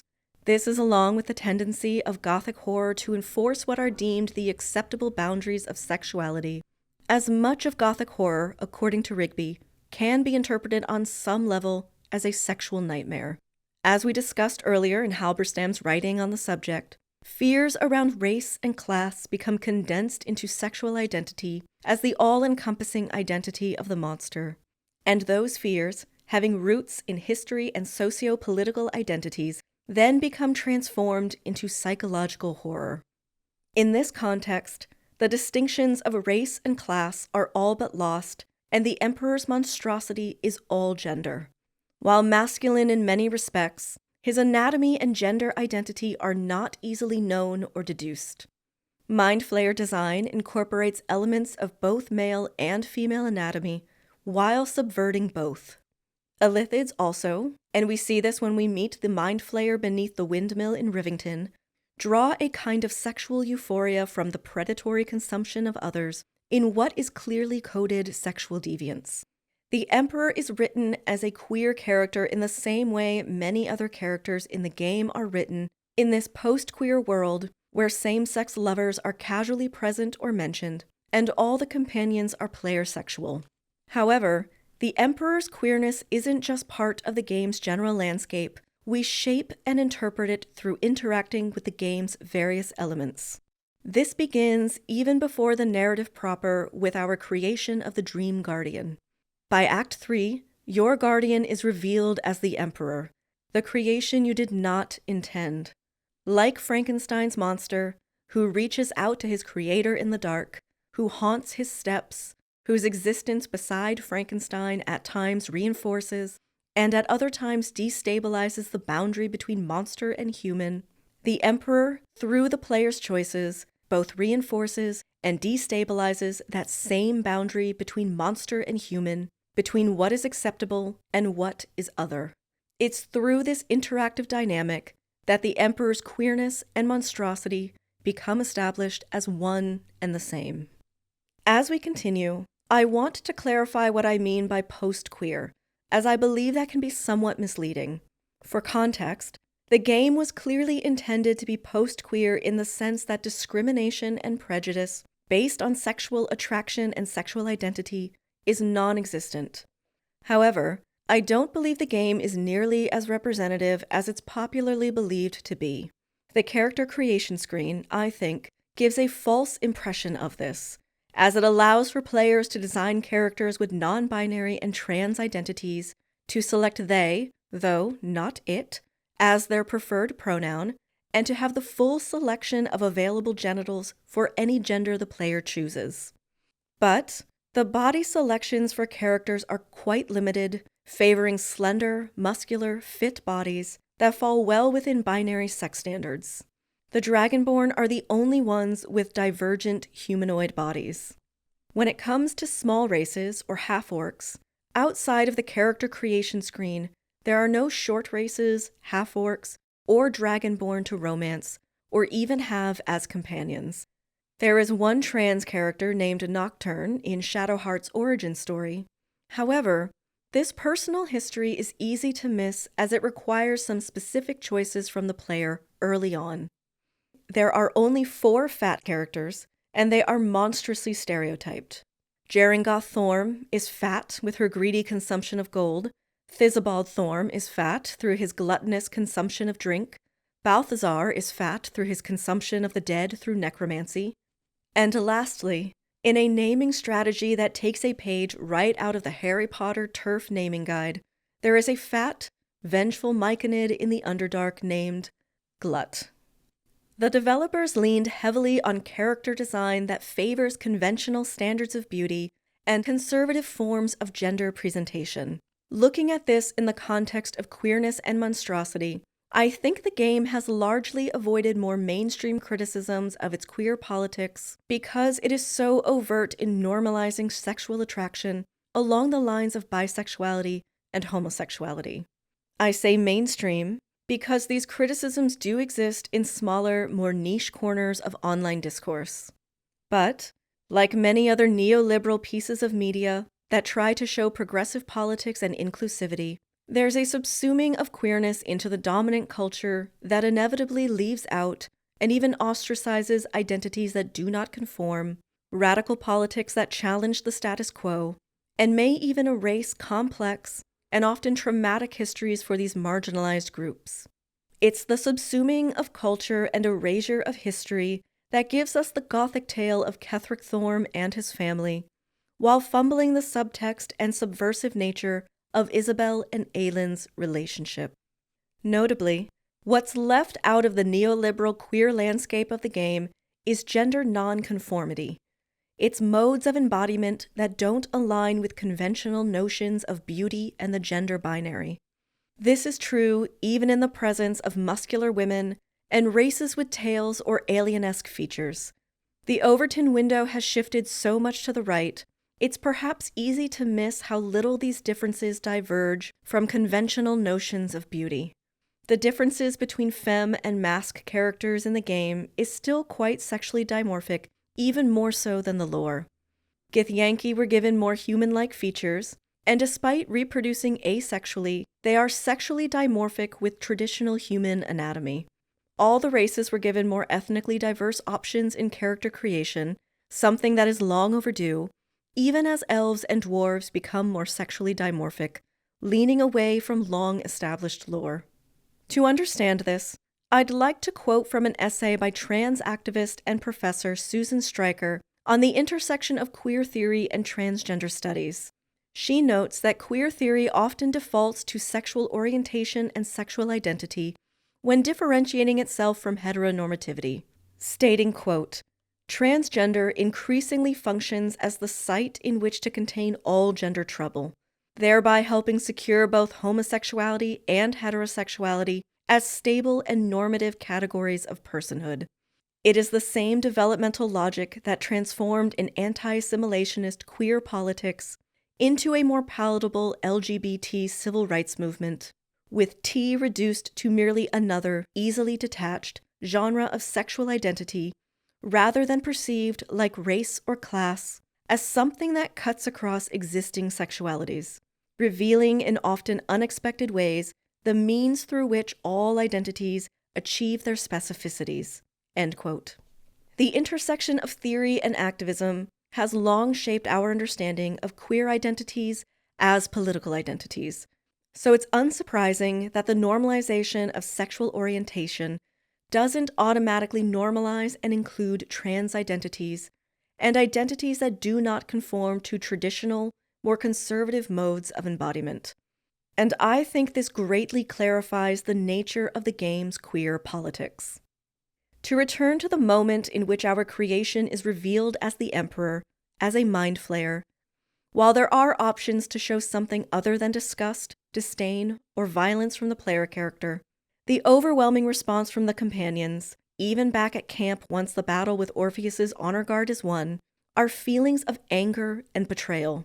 The Emperor is called a liar and akin to a devil. Narratively, I understand the companion reactions upon first learning of the Dream Guardian's identity.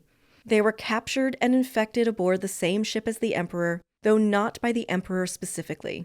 The anger and need for answers is understandable, but ludonarratively, there are no real options to challenge the companions by engaging in further dialogue regarding their anger.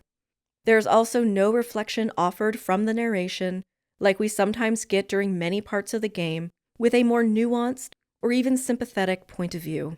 At best, we're barely challenged to consider the Emperor's motivations and point of view beyond that of a manipulator whose disguise is an egregious sin.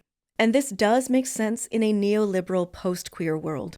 None of the companions need to hide in the same way, with a couple of exceptions that I will get to shortly. In a world where sexual orientation and identity are normalized, there is no need for the closet. Thus, we have a character who is monstrous in his queer relationship to the setting and its liberal norms, and while proud of his form, he is keenly aware of the dangers he may face when exposed. What we have are the bones of what is easily a trans allegory, but it's obfuscated through this post-queer lens and presented as a monster manipulating us through hiding his true form, a form that is synonymous with his entire identity. Given this, it's no real surprise that so many players say they've been catfished by the Emperor. For many, the Guardian was a romantic archetype. The interactions we have with the Guardian in the final release of the game are largely devoid of sexual tension. Yes, even in the scene with the Guardian dressed in purple robes. It's a scene that could involve a hug, but only if you pass 2 passive checks and choose the option. It's a vulnerable scene, but one that works equally well with non-romantic archetypes. While the romantic potential of the Guardian before the reveal is largely projection from the player, the setup is meant to evoke betrayal. And for those who chose a romantic archetype, it's sexual betrayal. I'm of 2 minds with this because on the one hand, I do think it's a brilliant bit of storytelling to design your own Guardian and for this protector to appear to you in a form you are comfortable with. But, on the other, the developers had to have known, especially in a game as relentlessly sexual as this one, of the similarities this reveal has to real-world homophobic and transphobic anxieties of being catfished or trapped. These beliefs stem from harmful and false stereotypes that trans women are not women and will lead men into romantic relationships through deception. Stereotypes that depict trans people as predatory and deceptive extend into radical feminist spaces as well, with trans women being perceived as a threat to so-called biological women in women's spaces. However, because the subtext of the Emperor's reveal is so obfuscated by the post-queer politics of the narrative, it's easy to dismiss the harmful stereotypes that underpin this reveal. It's why I think it's so easy for discourse to slide into the language of gay panic and transphobia without necessarily raising red flags the way it should. And the writing reinforces these interpretations in many respects the closer we look. I mentioned there are a couple of notable exceptions when it comes to characters with monstrous identities, so I want to briefly take a look at Astarion and the Dark Urge. Since the publication of Dracula, the vampire has long been associated with sexual deviance, with examples of this legacy replete throughout film, television, and other popular media. Professor and film theorist Harry Benshoff writes in his essay The Monster and the Homosexual about the history of the vampire in film and focuses specifically on the vampire as a sexual other. While vampires have long represented a sexual threat, especially to women and womanhood, as vampirism does in Bram Stoker's Dracula, by the late 60s and into the 70s, vampires come to explicitly present as homosexual and carry with it all the stigmas of homosexuality. Equating homosexuals with that of contagion-carrying monsters has very real-world parallels in times of heightened homophobic panic, whether it's panic around the recruitment of children or the media coverage of the AIDS epidemic. There's a shared language among monstrosity, otherness, and that of sexual deviance. By the 90s, we have the film Interview with the Vampire, based off the Anne Rice novel. This film presents the vampire as both monstrous and sympathetic. Vampires in the film are still predatory, capable of infecting their victims and changing them into monsters themselves. But by telling the story through the vampire Louis's perspective, the audience can sympathize and even relate to his struggles. For the vampire spawn Astarion, his sensitivity to sunlight and compulsion to Cazador's will, the vampire who spawned him, are non-existent due to the tadpole infection. He hides his identity for a short period of time, but unless the player drives a stake into his heart when he attempts to drink from them in their sleep, the companions don't particularly care that he's a vampire. They merely offer a warning that he keeps his fangs away from them, which he does, unless the player actively chooses otherwise. And drinking blood is the one remaining element of his vampirism that we need to contend with during average gameplay, and that need is easily handled off-screen. Astarion will feed from animals and can bite enemies during combat. The only ones who seem to deeply care about Astarion's vampirism would be the Gur, as Astarion is responsible for kidnapping their children while under Cazador's compulsion. However, by Act 3 they're ready to recruit him to help rescue their children from Cazador. If Astarion doesn't ascend and saves them, the Gur will thank him in the epilogue, having learned to see him as more than just a monster, now that they must contend with their own children's vampirism. Astarion's vampirism has very little to do with his experience as an outsider and as an other, because he isn't treated that way for the vast majority of his story arc. His vampirism is more symbolic of the trauma he experienced at Cazador's hands. By ascending, he continues the cycle of abuse. By remaining a spawn, he breaks the cycle but is left with his vampiric affliction, a reminder that there's no going back to a previous time. He can only move forward with his scars and the ways his trauma changed him. It's a story about the lingering effects of trauma and abuse. The other monstrous character in the game would be the customizable origin character, the Dark Urge. Interestingly, this is a character that's plagued by tainted blood as a child of the god of murder, Baal. That tainted blood is what drives the character's murderous bloodlust. The player can choose to either reject their urge and their place as the chosen of Baal, or embrace it. Either way, they will battle Orin, the current chosen who usurped the Dark Urge's leadership of the cult of Baal. If they win the duel and reject their father, the essence of murder is literally torn from them. Withers then resurrects them, and they are reborn and cleansed of the urges in their tainted blood. If they win the duel and embrace their father, they become the new chosen and can subdue the brain at the end in Baal's name, enacting his will of widespread murder. If they lose the duel, Baal will promise to torture them, driving them mad with their now impotent urge. Of note, they can choose to defeat the brain as Baal's chosen, which does lead to some very funny choices at the epilogue party.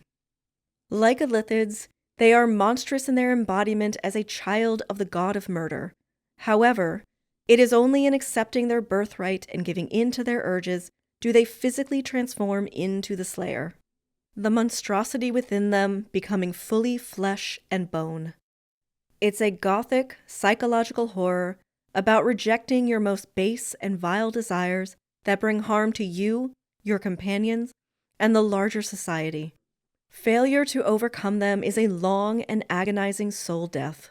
While actively embracing them, brings about the possibility of enacting death beyond measure, a complete and totalizing destruction of society. Conquering those urges brings to you new life and the chance of true redemption. It's a battle of better nature, and that battle is what ultimately defines the status of the character beyond just their embodiment. Or, the Dark Urges story can be about the oppressiveness of religious institutions and familial traditions, how these shape their subjects, creating in them desires and obligations, and showing how insidious and far-reaching the harm of these institutions can be. Rejecting this saves the Dark Urge and allows them the freedom to choose their own path. There are many queer and feminist readings for a story like this that delves into forbidden desires and their consequences. What may seem at first like a cautionary tale about resisting your most base and therefore monstrous urges could also be a subversive tale of how religious control creates monsters. On a personal note, the playthrough I found most compelling for myself was playing a Resist Dark Urge solo origin run. She was afraid to get close to anyone, but gradually learned how to care for others and how to become human after adopting Scratch. She comforted her guardian with a hug, because that's what Scratch would have done. She felt a great affinity and intimacy with the Emperor, a mind flayer, who, just like herself, wanted to be seen as more than a mere monster. Something of note that I think sheds some additional light on the game's neoliberal politics is that even though this is a post-queer world, at least along the lines of sexual attraction and identity, this is not a post-race world. Racism is seen all throughout the game, with tieflings and gnomes being the most prominent examples. They are treated as others by characters within the narrative, but the writers frame them sympathetically in their plight, even if particular characters are flawed or unsympathetic in their actions and beliefs. Walbrin, the radicalized deep gnome leading a blood feud against the Gondians, is an example of just that. While his actions and beliefs are abhorrent, he is still treated with the same dignity from the writers as the other deep gnomes. I sometimes wonder how much the tiefling refugee crisis draws inspiration from the European migrant crisis of the mid-2010s as it began in the years prior to when Baldur's Gate went into production. The crisis saw the far right emboldened by this and used the plight of those dispossessed and displaced to foment fear and enact violence. So while the tiefling refugee crisis in the game does reflect a certain reality, only depicting such overt acts of racism does little to illustrate the more insidious forms of racism that permeate institutions and culture, and how those often serve as tools of enacting greater and greater violence, or at least failing to stop it. It's the kind of racism that is easily identified by players, but also overt enough that one can roleplay a racist character if they want, without it feeling too close to how they may conduct themselves in their everyday lives. It's also inconsequential in the end. Racism or no, you're either going to save the world or you're not. The plight of the tieflings only serves the purpose of experiencing either a good or an evil playthrough. You can choose to roleplay the savior of the racially coded tiefling refugees, and you even have the option to de-radicalize the racist Kaga by appealing to her better nature and the teachings of her god Sylvanas. However, radicalization like hers doesn't happen overnight, as she's likely been indoctrinated into the politics of the Shadow Druid Order for years, but catching her in a moment of cognitive dissonance will cause her to immediately repent. If only it were that easy. Likewise, you can roleplay enacting extreme violence by siding with the cult of the Absolute and slaughtering everyone in the grove, including children. You can also roleplay a cruel playground bully by snatching Alfira's lute out of her grasp as she grieves the loss of her music mentor, then smash it on the ground in front of her. I want to make it clear that I'm not judging anyone for how they choose to play the game. I have caused all kinds of chaos in this game and the first two games just because I could. So I am not judging anyone. However, I do think it's important to analyze how these themes and gameplay elements are packaged and presented to players. In fairness, institutional failures are not entirely absent from the game. The Tieflings are refugees from Elturel after being scapegoated for its descent into the Hells. And in Act 3, refugees from both Elturel and those displaced by the cult of the Absolute are further scapegoated in an effort to sow fear, division, and consolidate power within the city. While the game shows the plight of playable races that are more conventionally attractive, other humanoid races like goblins and ogres are treated like a lower class of human, unrefined, uneducated, dirty, violent, and expendable. They're mostly cannon fodder and a nuisance that is easily dispatched. Their culture, practices, and speech stand in stark contrast to the playable races. And once we make it to Act 3, what we find is one dominant culture among the residents of Baldur's Gate, with no real distinction between humans, dwarves, elves, and the like. Millennia of culture, language, religion, and lifespans become subsumed into the dominant culture of trade and commerce within the city. There's certainly a lot more to say here regarding the politics of race, a topic that's perhaps left to a different analysis by someone other than myself. What I will say here is that this is not entirely Larian's fault, as this depiction of racial differences has a decades-long history in the lore of D&D, which is itself informed by a broad collection of myth, literature, art, and of course, capitalism. Wizards of the Coast, while adapting to their changing consumer base, has been notoriously slow to address some of the more problematic elements of their lore and game design. What's different in the monstrosity of illithids versus that of goblins or orcs is that illithids are what Jack Halberstam refers to as the totalizing monster. Their threat is universal. It's psychological, physical, and existential on both personal and societal levels. But upon meeting the illithid known as the Emperor, we are invited to relate to him. We are invited to re-examine the assumed distinctions between ourselves and the monster before us. This leads into one of the more controversial moments of the game with the astral tadpole. Reminiscent of the opening cinematic, in which the player character becomes infected against their will, many players will find themselves transformed in this scene, some willingly and some not. Since Act 1, the Guardian has encouraged the use of tadpoles, offering power at what we're led to believe is a steep cost, thus seeding paranoia from early on over the Guardian's motivations. If you have used any additional tadpoles along the way, your tadpole will commune with the astral tadpole and force your character to change unless you can succeed a very high wisdom save. A lot of players have interpreted this as a wisdom check against the Emperor, but it's actually against the astral tadpole. However, because the tadpole comes from the Emperor, the seeds of paranoia planted in Act 1 start to take a more defined shape. The infection in Act 1 contains this nightmarish reproductive subtext. This transformation, likewise, bears a sexual subtext of its own. Notably, the Emperor finds you exquisite. You are exquisite. That carnal edge you hear in his voice, it's written into the developer notes.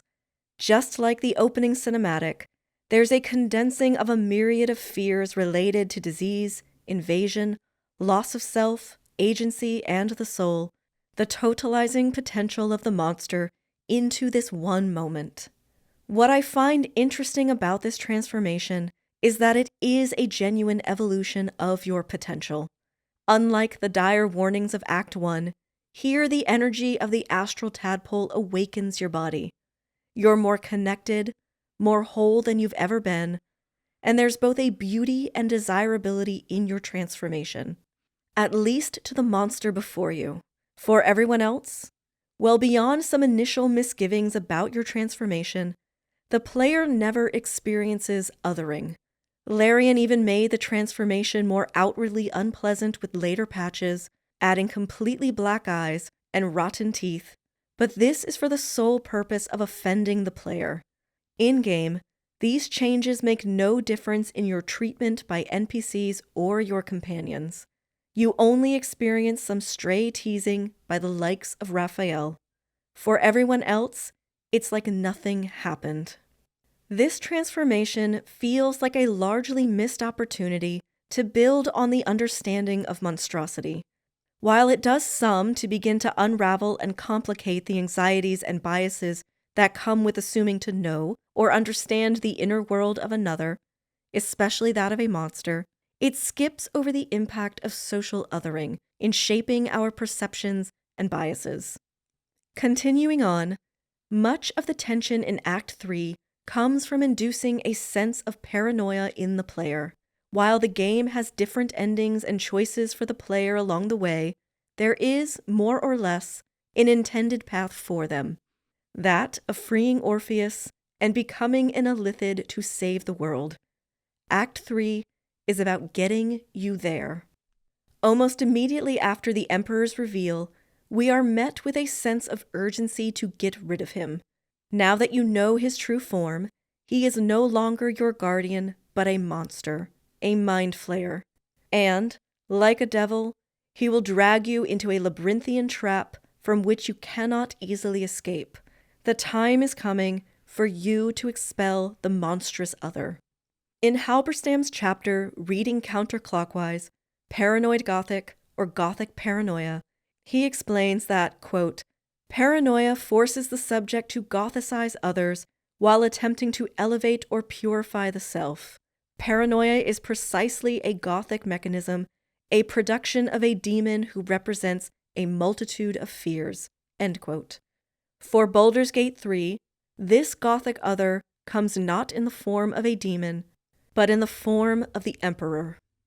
Throughout Act 3, the Emperor is far more active, communicating to the player character more, and finally allowing for at least a few moments of interaction during gameplay.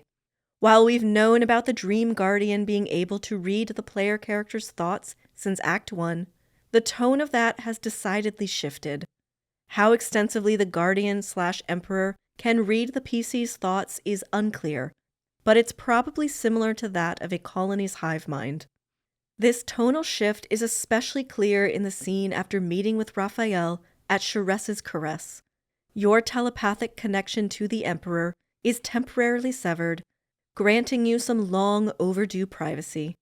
When the connection is restored, you can choose a couple of different options from relief to trying to hide your thoughts, including a dialogue option that requests the Emperor respect your privacy and trust you. Other than expressing relief, both of the other two options presented lead the player in the direction of paranoia. You can lie to the Emperor, an implication that you can't trust him now that you know he is a mind flayer. Depending on your choices, the Emperor may seek the answers for himself by telepathically digging through the player character's mind. You can also explicitly accuse him of his trust only going one way, which I would argue isn't really true.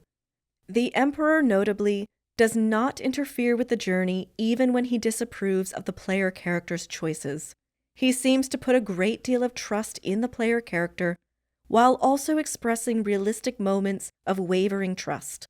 From a practical, gameplay perspective, this gives the player freedom, but from a narrative and character development perspective, the Emperor is demonstrating a great deal of trust, though, in the interest of remaining paranoid, perhaps it's a great deal of restraint.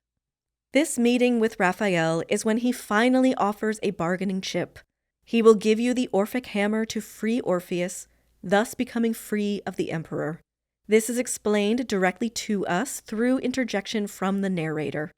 In return, you will give Raphael the crown of Karsus, the artifact that's keeping the Elder Brain in check via the influence of the Netherstones being wielded by the leaders of the Cult of the Absolute. With Ketheric gone, that leaves Orin and Gortash with the remaining stones.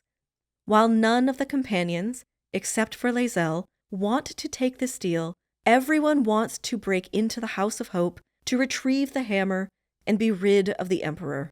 Yes, everyone is more than willing to risk everything by breaking into the hells, risking the entire mission, not knowing if the stones will continue to hold the brain in check when on another plane, and retrieve the hammer to break free from the mind flayer who has been protecting them, but who hid his form for survival. This is treated nothing like the enormously risky mission it is, except by the Emperor, who pleads for you not to make the dangerous journey. Having Orpheus captive is a moral dilemma, but the writing barely touches on that. In fact, by having the Emperor the only one to make that case, then remind us, yet again, that he is the reason we have not transformed, it casts his concerns as little more than nefarious manipulation, rather than the far more nuanced and even understandable reasons for his objections.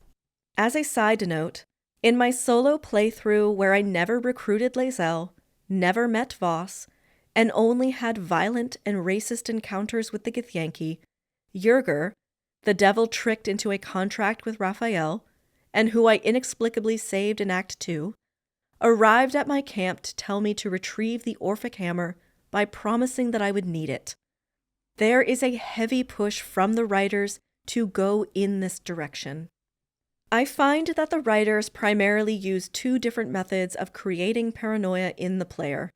One demonstrates some cleverness in the writing that different players may interpret differently, while the other is transparently the writers pushing you towards betraying the Emperor to free Orpheus. Let me explain. The Emperor is kind of a stand-in for a DM, even in the sense that the artifact he inhabits is shaped like a 20-sided die. This creates a kind of meta-dynamic in which the player's control over the game comes into direct conflict with the Emperor, who seemingly holds all the cards. While the companions are relatively easy to mold to our desired gameplay, the Emperor is largely unmovable. In fact, he seems to be the only character on similarly equal footing to the player character. But there's always a question of how much he knows and what he chooses to share. A narrative requires a reveal of information over time, and revealing too much information too soon removes tension and ruins the experience. We know pretty early on that the Guardian is not telling us everything they know about the Absolute, and when we discover their identity as the Emperor and learn that he was enslaved to the Elderbrain, known as the Absolute, the question then becomes who is really in control, the Emperor or the player? The answer is, of course, the writers. As I've said before, the story is more or less set no matter your choices. You will always uncover the inner workings of the cult and confront the brain. As far as how much the Emperor actually knows of this situation is a little uncertain.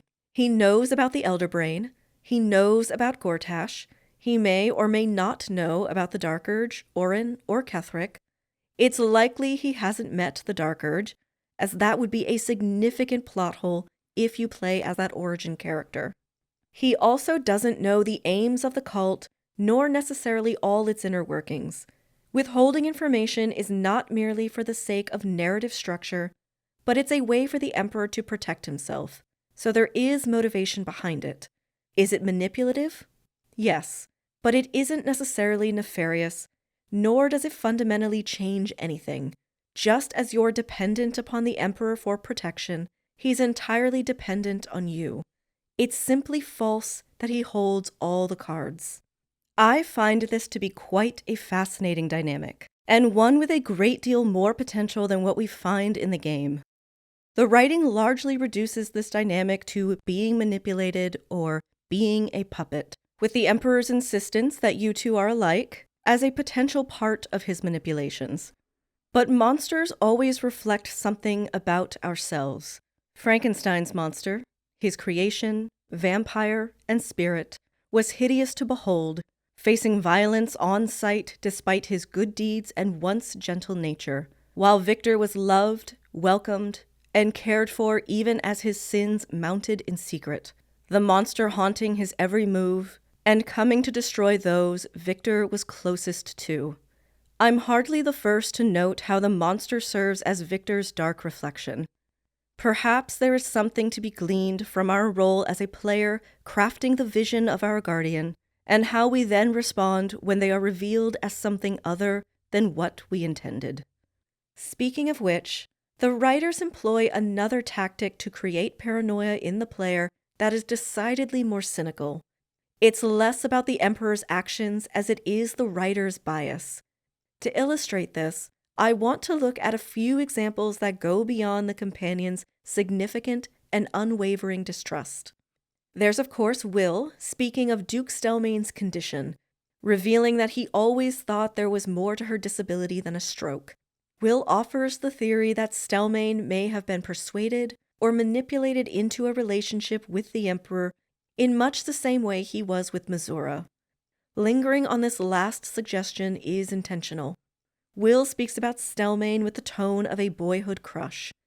In the lore, the patriarchs of the city, along with council members and others of the ruling class, are notoriously corrupt. The ominous theorizing that she was a pawn the same way he is again meant to plant seeds of paranoia, especially given how little we know of the Knights of the Shield from the game. And I want to put a pin in that because we will talk more about that later on. Another example is if you're able to rescue Duke Ravengard from the Iron Throne, the Emperor lifts the veil of the Absolute's control and cautions you against the delicate state of Ravengard's mind. Ravengard is horrified to learn that an illithid is responsible for his and your protection, and begs the player character to act quickly against the cult.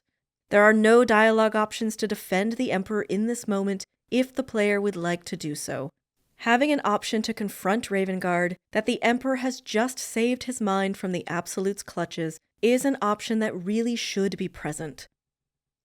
After obtaining the third Netherstone from Gortash, there's this strange moment in which the Emperor ominously asks to see them and marvels at its power. The last stone.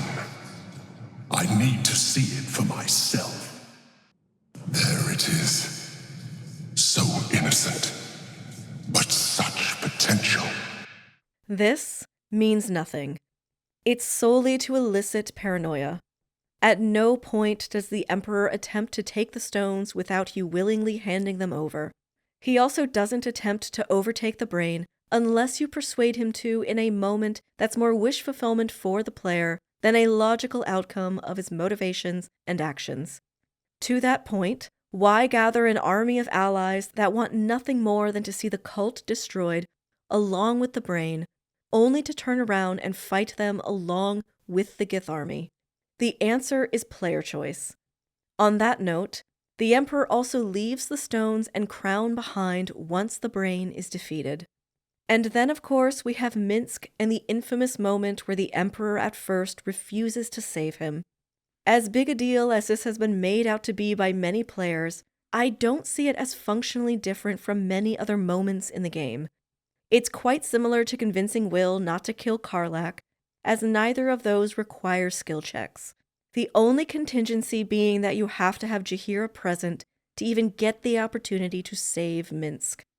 For greater context, Minsk is a loose cannon who jeopardized an early Harper mission to investigate the cult, potentially ruining an opportunity to stop it before it spread. Minsk in the first two games of the series was similarly a loose cannon and would sometimes go into these fits of rage after a battle and attack allies. There was no save scumming either. Trust me when I say it was a pretty maddening way to suddenly lose your spellcasters. I've always saved Minsk in this scene, which is very easy to do, and I just consider it a moment of narrative tension. It's more tense than gaining or losing approval from the companions, but not as tense as your choice with the Grove or your options on the murder tribunal with Minsk and Jaheira by your side. There's yet another scene with Minsk in which he claims to have met the Emperor before, and he seduced him, or rather comforted him, with images of Dynahir as though she were still alive. She was the Wyclaren he was duty-bound to protect in the first game, but who died at the hands of Irenicus sometime between the events of the first and second games. This claim simply doesn't add up. Given the timeline, this would have happened while the Emperor was a thrall under the Absolute. So this was either the absolute or the emperor acting under the compulsion of the absolute. Either way, this is a claim with no follow-up. You don't get to interrogate Minsk or the emperor on this. It's left and assumed as fact despite these glaring discrepancies. While these moments are found throughout Act 3, none of these compare to the infamous scene where we supposedly see the truth of the emperor's relationship with Stelmane in all its horror. What begins as a seduction scene quickly becomes a sexual nightmare. While this cutscene is not the direct result of rejecting the emperor's desire for intimacy, it does come in proximity of his advances. Simply rejecting him results in embarrassment. I'm sorry. You're right. Now's not the time. Forget I said anything.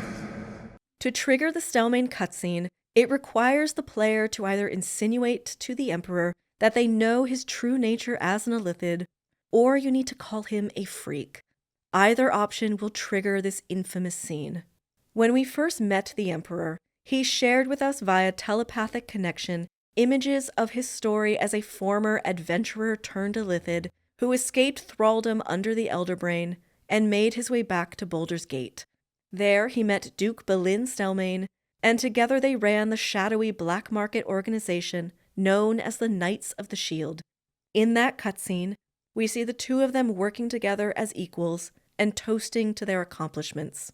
In the supposed truth of their relationship, the Emperor shows us the disturbing image of Stelmane writhing and struggling in bed, with the Emperor hovering by her side, staring down at her.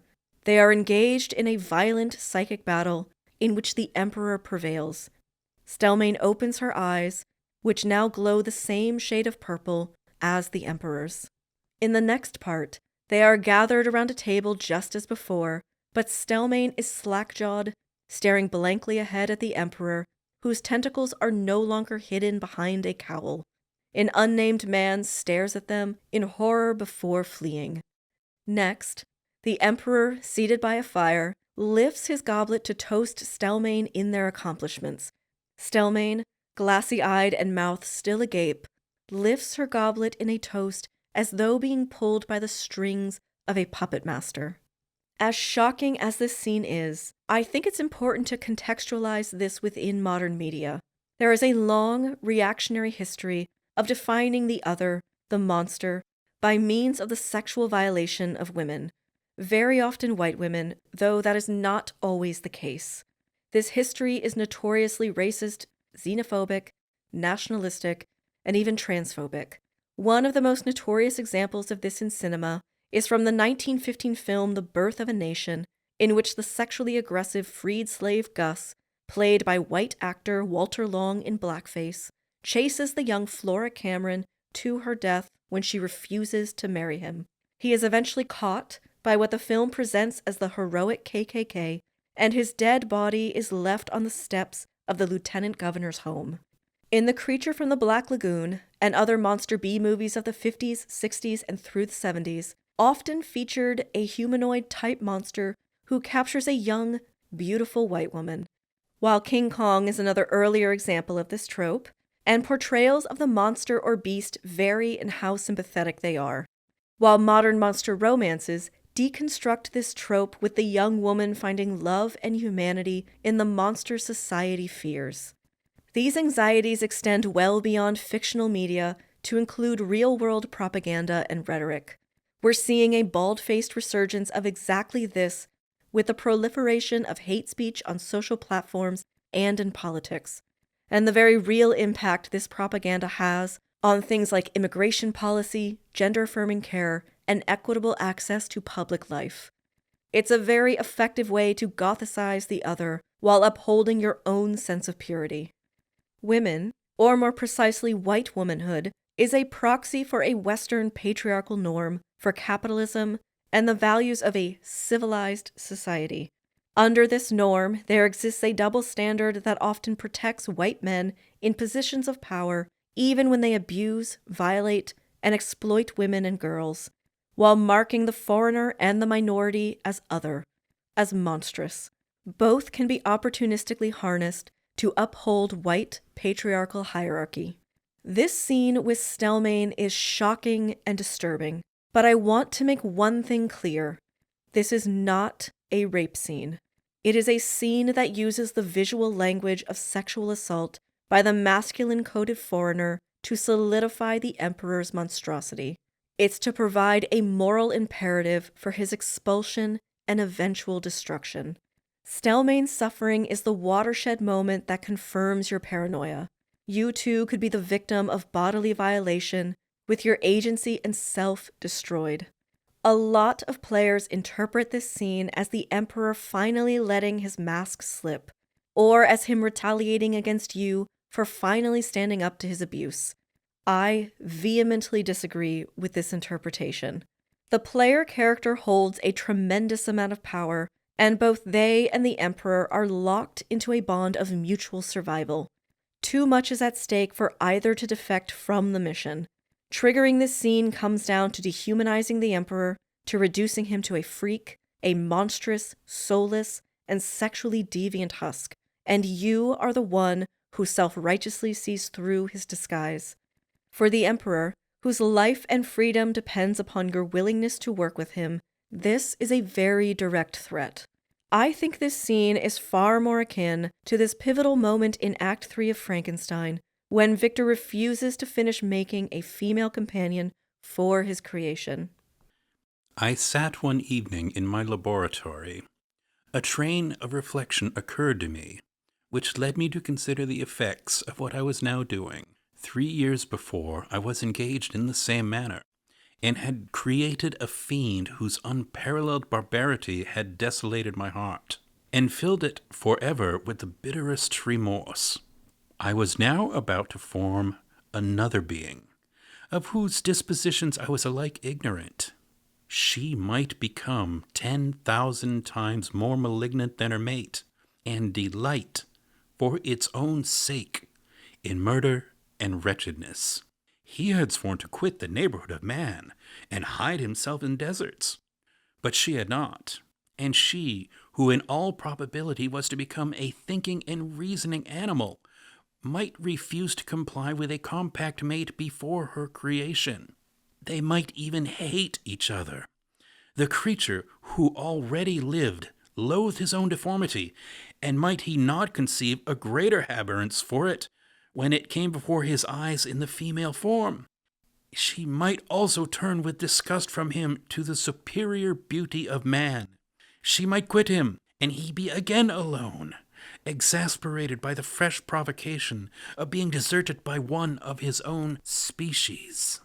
Even if they were to leave Europe and inhabit the deserts of the New World, yet one of the first results of those sympathies for which the demon thirsted would be children, and a race of devils would be propagated upon the earth, who might make the very existence of the species of man a condition precarious and full of terror. I trembled, and my heart failed within me, when on looking up, I saw by the light of the moon the demon at the casement. A ghastly grin wrinkled his lips as he gazed on me, where I sat fulfilling the task which he had allotted to me. As I looked on him, his countenance expressed the utmost extent of malice and treachery. I thought with a sensation of madness on my promise of creating another like to him, and trembling with passion, tore to pieces the thing on which I was engaged. The wretch saw me destroy the creature on whose future existence he depended for happiness, and with a howl of devilish despair and revenge, withdrew. "You have destroyed the work which you began. What is it you intend? Do you dare to break your promise? I have endured incalculable fatigue and cold and hunger. Do you dare destroy my hopes? Begone! I do break my promise. Never will I create another like yourself, equal in deformity and wickedness." "Slave, I before reasoned with you, but you have proved yourself unworthy of my condescension. Remember that I have power. You believe yourself miserable, but I can make you so wretched that the light of day will be hateful to you. You are my creator, but I am your master.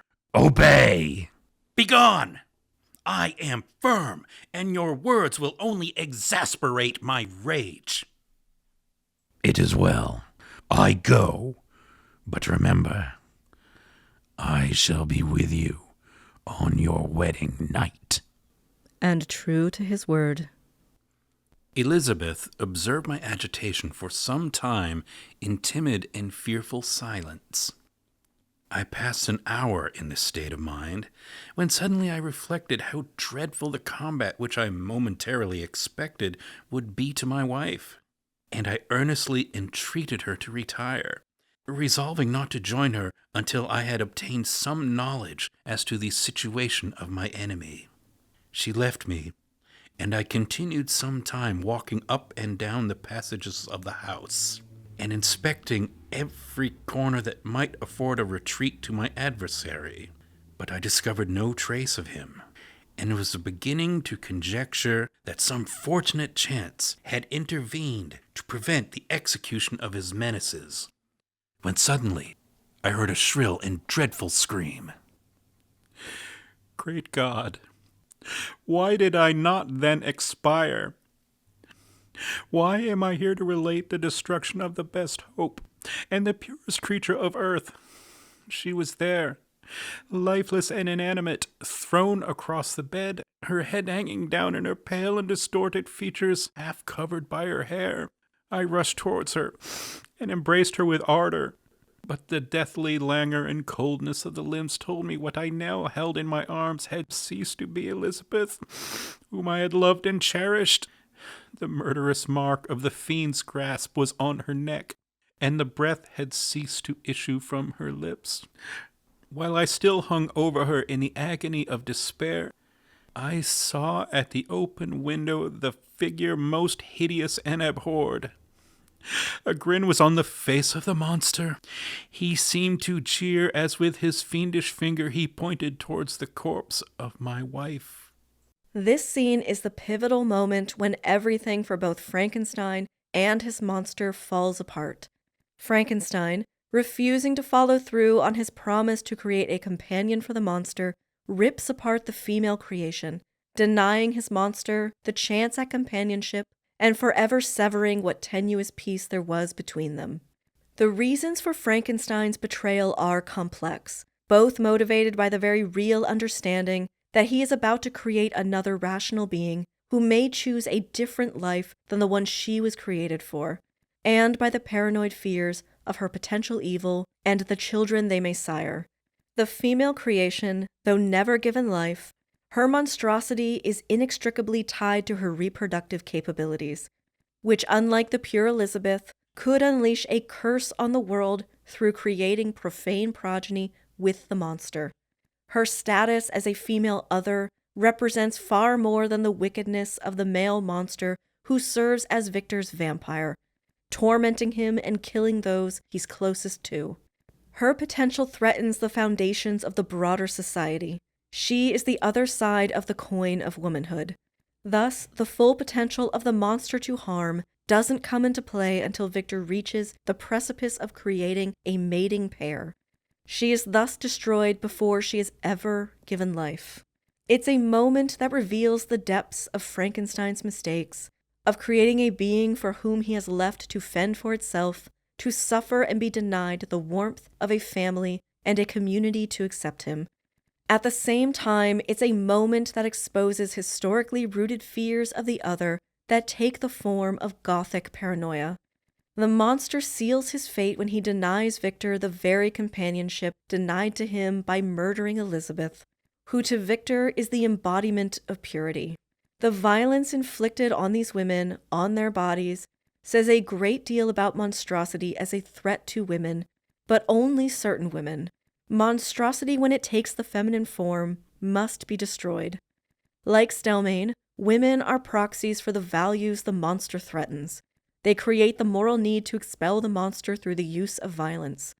The fact that the Emperor is a trans and queer-coded monster whose struggle to exist parallels the experiences of many queer people who find they do not conform to the conservatively established norms of society, makes this scene for me especially distasteful. The phenomenon of how the Gothic transforms historically rooted fears into psychological ones is not a process that needs to happen intentionally, and I don't believe it happened intentionally with the Emperor. There's a rich literary and visual language centuries old in how we craft the monstrous in a visual medium, and in a landscape where this process is filtered through markets and capitalism, the history of how these modes of embodiment signify monstrosity can become lost to a general audience, as well as the companies that finance these products. Nonetheless, enough of the language, visual and otherwise, remains and its themes persist. The Emperor's coded queerness as a masculine trans character preying upon a woman with clear sexual subtext invokes the language of reactionaries at a time when anti-trans rhetoric and legislation is weaponizing the unfounded fears of men in women's spaces to discriminate against trans communities. Through the conventions of Gothic storytelling, in a post-queer fantasy setting no less, it's removed enough from the historical and socio-political fears that inform this moment that it has largely, though not completely, flown under the radar of criticism for its similarities to reactionary ideologies. That is what I personally find most shocking about this scene. I do want to add an additional bit of lore for context. Stelmane was not created for Baldur's Gate 3, but is an existing character in Descent into Avernus, a gaming module set right before the events of the game. She was a minor character, an astute and corrupt politician who secretly ran a black market mercantile organization known as the Knights of the Shield. The organization long predates her. The shadowy nature of the Knights is so deep that it's directly influenced by the devil of corruption, Gargoth, whose influence in Descent into Avernus takes the form of a shield, though his clandestine influence is not known to all members.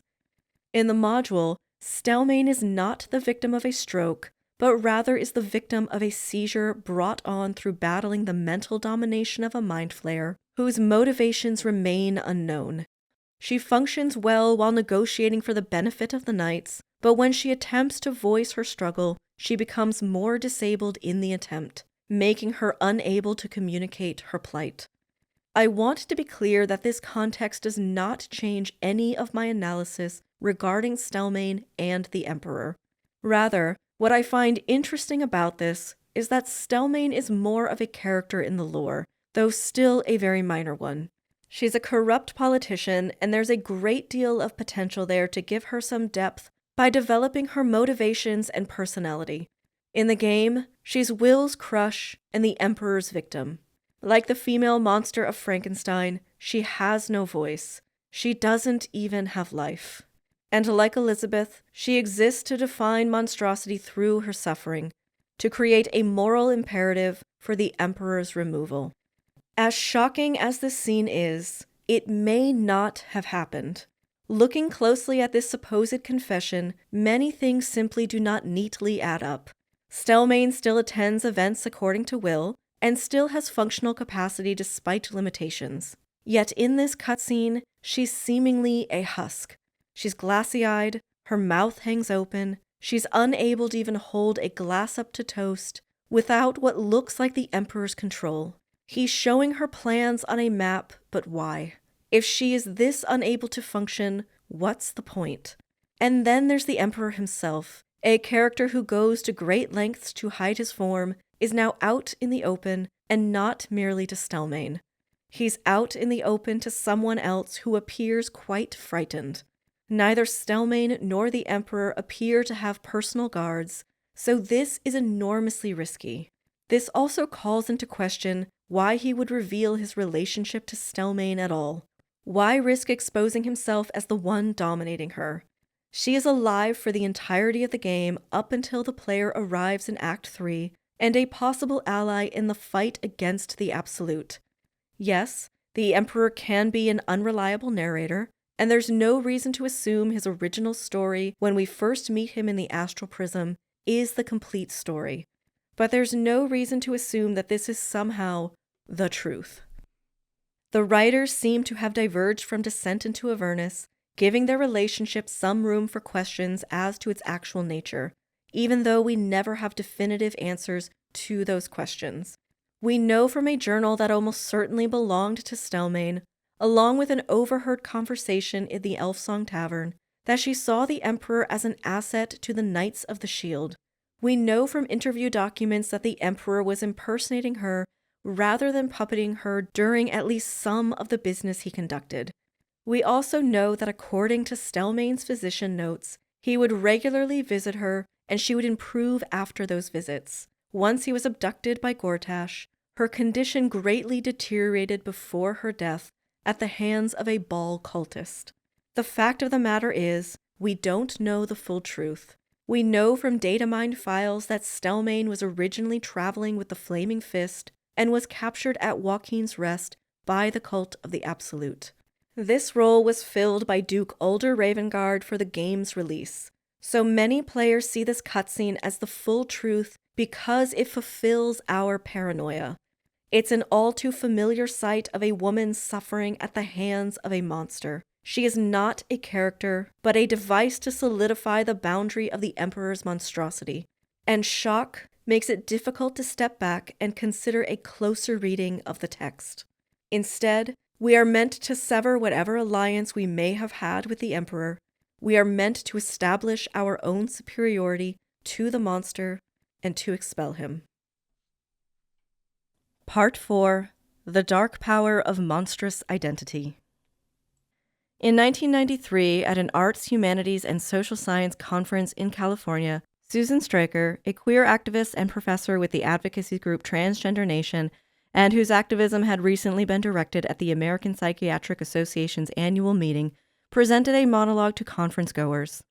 By embodying the monster in Frankenstein, Stryker captures her experience as a transgender woman through performance.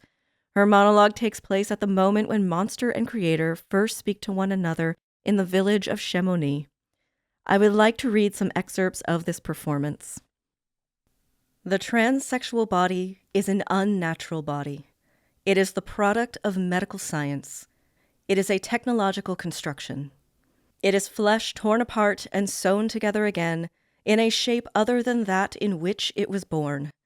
In these circumstances, I find a deep affinity between myself as a transsexual woman and the monster in Mary Shelley's Frankenstein. Like the monster, I am too often perceived as less than fully human due to the means of my embodiment. Like the monsters as well, my exclusion from human community fuels a deep and abiding rage in me that I, like the monster, direct against the conditions in which I must struggle to exist. I am not the first to link Frankenstein's monster and the transsexual body. Mary Daly makes the connection explicit in Boundary Violation and the Frankenstein Phenomena. She characterizes transsexuals as the agents of a necrophilic invasion of the female space. Janice Raymond says that the problem of transsexuality would best be served by morally mandating it out of existence. In this statement, she echoes Victor Frankenstein's feelings towards the monster. Begone, vile insect, or rather stay, that I may trample you to dust. When such beings as these tell me I war with nature, I find no more reason to mourn my opposition to them, or the order they claim to represent, than Frankenstein's monster felt in its enmity to the human race. I do not fall from the grace of their company. I roar gleefully away from it, like a leather dyke from hell. I want to lay claim to the dark power of my monstrous identity without using it as a weapon against others or being wounded by it myself. I will say this as bluntly as I know how. I am a transsexual, and therefore I am a monster. Just as the words dyke, fag, queer, slut, and whore have been reclaimed, respectively, by lesbians and gay men, by anti-assimilationist sexual minorities, by women who pursue erotic pleasure, and by sex industry workers, words like creature, monster, and unnatural need to be reclaimed by the transgendered. The affront you humans take at being called a creature results from the threat the term poses to your status as lords of creation. Monster is derived from the Latin noun monstrum, divine portent, itself formed on the root of the verb monere, to warn.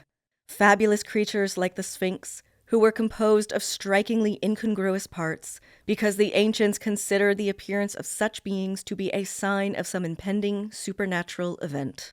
Monsters, like angels, functioned as messengers and heralds of the extraordinary.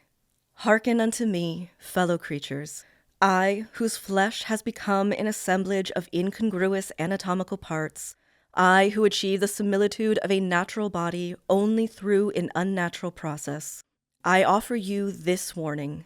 The nature you bedevil me with is a lie. Do not trust it to protect you from what I represent, for it is a fabrication that cloaks the groundlessness of the privilege you seek to maintain for yourself at my expense. You are as constructed as me. The same anarchic womb has birthed us both. I call upon you to investigate your nature as I have been compelled to confront mine. I challenge you to risk abjection and flourish as well as I have. Heed my words, and you may well discover the seams and sutures in yourself. Stryker presents a vulnerable, unapologetic, and deeply empathetic piece. Her performance as both a transgender woman and Frankenstein's monster reframes monstrosity by deprivileging the vaunted status of the natural. Stryker not only breaks the boundary between the natural and the unnatural, the monstrous and the human, but exposes the foundation of such concepts as nothing more than a construction, rendering privilege and otherness equally contrived. The monologue and reflection that follows are deeply personal accounts of her experiences as a trans woman in conflict with the medical field, as well as with radical feminists before they were called TERFs. While she has undergone gender affirmation procedures, she is nonetheless keenly aware and critical of the criteria the medical field abides by, citing its genealogy in a deeply conservative attempt to stabilize gender identity in service of the naturalized heterosexual order. Her very existence as a trans woman destabilizes rigid understandings of gender and sex, and for the radical feminists and others who would impose such rigid boundaries, this presents an imagined existential threat. Stryker's piece is one of several works that would go on to shape the field of trans studies in the decades to come. The first of those was Sandy Stone's The Empire Strikes Back, a post-transsexual manifesto. In this, she examines the early decades of medical research into gender affirmation surgery, detailing the pathologization of trans identities, including literature that cited trans patients as manipulative and coercive, an observation obtained through dubious methods. While the medical field aims for scientific objectivity, medical advancement has long been plagued by the same racism, sexism, white supremacy, ableism, classism, and patriarchy that plagues all facets of society. And correcting the effects of this legacy is an ongoing process. Stone reveals that the history of gender-affirming surgery is one of similar prejudices, as doctors excluded people they believed would not successfully pass as a woman, and even elevated the theory of the wrong body, an experience that is not universal to all trans people, and one that holds firm the belief that there are two correct bodies, one for each gender. For a person medically transitioning, passing was and often still is defined by assimilation into the dominant binary order. That is how successful transition is defined under this paradigm. Stone rightfully rejects this criteria, believing the need to broaden the landscape of trans identity and validating the lived experiences of those whose personal histories do not align with more acceptable narratives that define the gender binary. She argues that by rejecting conservative binary definitions of gender, we disrupt and challenge the foundation of all sexuality. Gender, like sexuality, no matter its presentation and performance, is constructed. And disrupting this opens new possibilities, new potential for desire, for pleasure, and for meaning. Stryker echoes Stone's observations on the intersection of personal history and assimilation into the conservative binary of sex and gender. After witnessing the birth of her partner's daughter, upon reflection she writes, quote, "Bodies are rendered meaningful only through some culturally and historically specific mode of grasping their physicality that transforms the flesh into a useful artifact. Gendering is the initial step in this transformation, inseparable from the process of forming an identity, by means of which we're fitted to a system of exchange in a heterosexual economy. Gender attribution is compulsory. It codes and deploys out bodies in ways that materially affect us, yet we choose neither our marks nor the meanings they carry. Having a gender is the tribal tattoo that makes one's personhood cognizable." End quote. As an aside, this calls to mind director Sven Vinke's insistence that the Emperor is an it. This is an it. Stryker reflects on her sex assignment at birth, her life both before and after her transition, and the markers of womanhood she cannot participate in due to the circumstances of her embodiment. While she mourns parts of her former life in a heterosexual relationship with her then partner, she has, nevertheless, created for herself a new life and expanded family outside the traditional heterosexual structure, finding both meaning and community. She reflects in reference to Frankenstein's monster, quote, "Like that creature, I assert my worth as a monster in spite of the conditions my monstrosity requires me to face and redefine a life worth living." End quote. In the book Gothic Queer Culture, Marginalized Communities and the Ghosts of Insidious Trauma, author and professor Laura Westengard examines the potential of Gothic metaphors to productively reframe oppressive narratives. Just as Stryker draws on the rich language of Frankenstein's Gothic monster to reframe her experience as a queer trans woman, there exist countless examples of subversive monsters who reframe our understanding of the other and force us to confront the nebulous boundary between us and them. To illustrate this, I want to take another look at the Emperor's seduction scene. As infamous as the Stellmain cutscene is, it is not the only possible outcome. One of the more humanizing moments with the Emperor in the game is his romance, where the Gothic creates fear and paranoia through breaking down the boundaries of the self and the other. The romance scene reframes the loss of those boundaries as an experience of profound connection, pleasure, and intimacy. Where illithid tentacles have only been instruments of violence and symbols of the loss of beauty and self thus far, here in this intimate moment, they are erogenous and gentle. They're an extension of the Emperor's curiosity and care. The boundary between thought and feeling is permeable, as is the boundary between yourself and the Emperor. We learn this allows us to better read his expressions, having connected as deeply as we have. There is a profound eroticism to being fully known. It's therefore no surprise this scene comes on the heels of finding the Emperor's hidden room in the basement of the Elfsong Tavern, a room filled with the memories and keepsakes of who he once was and the realities of the life he now has. Likewise, it's no surprise that the version of this scene in which you ask him to change into his guardian form falls far short of the eroticism of this scene in his illithid form. Beneath the Elfsong in this hidden room, it's jarring to see what was once the rich life of a former explorer and sailor of the open seas, reduced to a life now hidden away in the shadows and sewers, likely the only place he can live in relative peace within the city limits. While the business of the Knights of the Shield is itself a shadowy organization, Stellmain, his partner, was free to live openly, a privilege he will almost certainly never have as a mind flayer. Even Omeluum, with the protection of the Society of Brilliance, lives in fear of potential violence. When the Emperor speaks of being his true self without guile and pretense, it's likely the most vulnerable he has been in quite some time. This adds greater context to how quickly the tone of the scene turns if he's dehumanized and called a freak. These words are hostile on their own, but the tension is only heightened during a moment of great vulnerability. Then, in a moment of tonal whiplash, a portal opens to 3 of your companions within, looking on and recoiling in disgust. Your tadpole has shared your intimacy with everyone. Startled, the Emperor quickly closes the portal and assures you that he will make them all forget. Don't worry. I'll make sure they don't remember a thing. This, we'll call it a joke, has been endlessly memed and ridiculed online, with players expressing regret, shame, and disgust, while noting that it now shows in your Steam achievements for all your friends to see. This tonally jarring moment is entirely out of place in a scene presented as sincerely as this one. I would argue it betrays a cowardice in their writing. Rather than linger on a subversive moment, especially for a mainstream audience, your companion's disgust at the Emperor's embodiment and the sexual pleasure both he and the player character experience is subject to the judgmental gaze and revulsion of your companions, reminding you that this is shameful. What's worse, it's unspeakable. In earlier patches of the game, the player character would wake up in camp as though this scene never happened.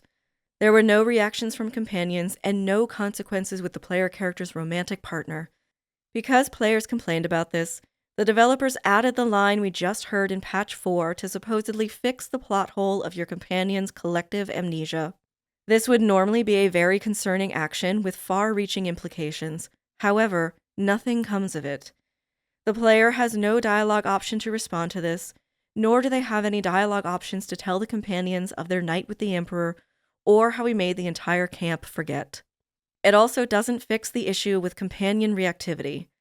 There are 3 potential moments for the companions to hear about this after the fact. The Emperor will remind you that you enjoyed him if in the end you choose to betray him. Orpheus will shout in front of your companions, "You fornicated with a mind flayer!" And if you meet with Raphael in Chares's caress after sleeping with the Emperor, you can just admit that you and the Emperor are lovers. Raphael will find this disgusting, but none of your companions react. They don't react to any of these moments. I want to address one more issue that I see come up at times, and it's with regards to initially agreeing to the Emperor's advances, then at the last minute, declining. The Emperor expresses understanding, then gently places the player character back on the ground, and we get this interjection from the narrator. As you drift into sleep, you feel a certain disappointment. The mind flayer was very quick to abandon its attentions on you. There are 2 explanations that I believe make sense in this context. First, because this occurs after the player character has begun to mentally commune with the Emperor, what they're feeling is his disappointment. I say that because the Emperor hasn't really abandoned his intentions, he's merely respecting a boundary. It's the player that has withdrawn their initial intentions. Secondly, this could very well be the writer stoking paranoia by insinuating that the Emperor was simply trying to manipulate you. Given their habit of doing this, I don't believe this is a stretch. In contrast, we have another opportunity to sleep with a member of our camp, and that's Will's ever-present patron, the Cambion Mizora. The decision to sleep with Mizora has in-game consequences, while romancing the Emperor largely serves to drive online engagement, much of which takes the tone of ridicule and disgust. Sleeping with Mizora is a betrayal to your companion Will, a potential betrayal to your romantic partner, and a lapse in judgment for your character. A couple of romantic partners don't seem to care, and some want to hear details. Halsin, for example, mostly just brushes this off as your character being more sexually adventurous than he realized. Which, even for him, this seems awfully out of character. For a druid so concerned with the natural and with justice, sleeping with a literal devil seems like it would be something he should take issue with. Either way, your romantic partner factors into your decision in a way sleeping with the Emperor never does. To return to Rigby's concept of queer Gothic recognition, she states, quote, "In a world in which certain desires have been coded unspeakable, the reading of queerness has become largely a question of recognizing signs and codes." End quote. For Mizora, a conventionally attractive femme character, sex with her is largely a lapse in judgment because of her scheming and cruelty, not because of qualities or embodiment deemed unnatural or monstrous. For the Emperor, this scene is momentarily subversive before the jarring disgust of your companions remind the player that this is not normal, not desirable, and must not be spoken of. Something I've come across time and again are players dismissing the romance scene as just part of the Emperor's manipulations. However, there was clearly a great deal of care and thought put into this scene, from the camera work to the voice acting and the romantic score. There is also nothing here to indicate something nefarious with his intentions. This belief comes from how much the writers insist that mind flayers simply cannot be trusted, that they are manipulative by their very nature, and framing the Dream Guardian form as an act of deception is a large part of this, but not the only piece. In the Emperor's private quarters are books on mind flayers, including one that warns the player of their manipulative nature, while advising them to keep their allies close for protection and a kind of inoculation against the mind flayer's schemes. Interestingly, the Emperor's plan to defeat the brain involves the player gathering a wide array of allies that he can neither control nor manipulate. To dismiss this scene in this manner is nothing more than a thought-terminating cliché. It's an unfalsifiable claim if, even in the presence of strong evidence to the contrary, all of the Emperor's actions can be summarily dismissed. It's unfortunate because we have a beautiful, erotic, and thoughtful scene that is abruptly cut short and undermines the potential of their own writing. There's one final scene I want to discuss before looking at the ending, and it's the scene that, for me, most solidified the Emperor's queerness and monstrosity as one and the same, and that's the encounter with Ansor in the Wormway. For those who have not played the game before Patch 7, more than a year after the game's release, Larian reanimated this beautiful scene. Originally, this scene was framed with a lush musical score and colored with a rich and contrasting warm and cool color palette. It featured dynamic camera work and emotional voice acting befitting of a mythical tragedy. After Patch 7, it became this dark, underlit, and awkwardly animated mess. Badly clipped shadows obscured the Emperor's limited facial expressions, and the emotional score of Baldurin's song was replaced with Shar's musical score, despite these two subplots having nothing to do with one another. I can only describe this as a baffling and incompetent creative decision, probably best explained as the direct result of a gas leak. I won't be dwelling on the change here, but I will link to a piece on Medium in which I discuss this change further. The quest for the legend of Ansor is the only side quest in the game that delves into the history of the city's legendary founder Baldurin and his companion, the bronze dragon Ansor, who would become known as the Heart of the Gate. Their legend tells of the founding of the city on the rule of law and justice, rejecting unnecessarily harsh punishment in favor of fair consequences. Notably absent from this history are Baldurin's quests for gold and riches from foreign lands that are called home by the people who live there. Sometime after the founding of the city, Baldurin ventured back out, leaving Ansor to look over Baldur's Gate. And sometime after that, there was a betrayal that forever shattered their alliance. Despite that, legend says that Ansor will rise to defend the city in its greatest need, but will rise only that once. Beneath the Wormrock prison lies a pristine natural cave locked away from the squalor of the city. Past the trials and statues of the city's founder, Ansor's bones lie entombed within the walls of his lair. Ansor's spirit, bound to those bones, is a formidable force, violating the player character's body and mind and using them as a vessel to confront the one who killed him. The astral prism floats in the air, a warm, magical glow surrounds it, and the Emperor appears before the player character's side, and Ansor addresses him.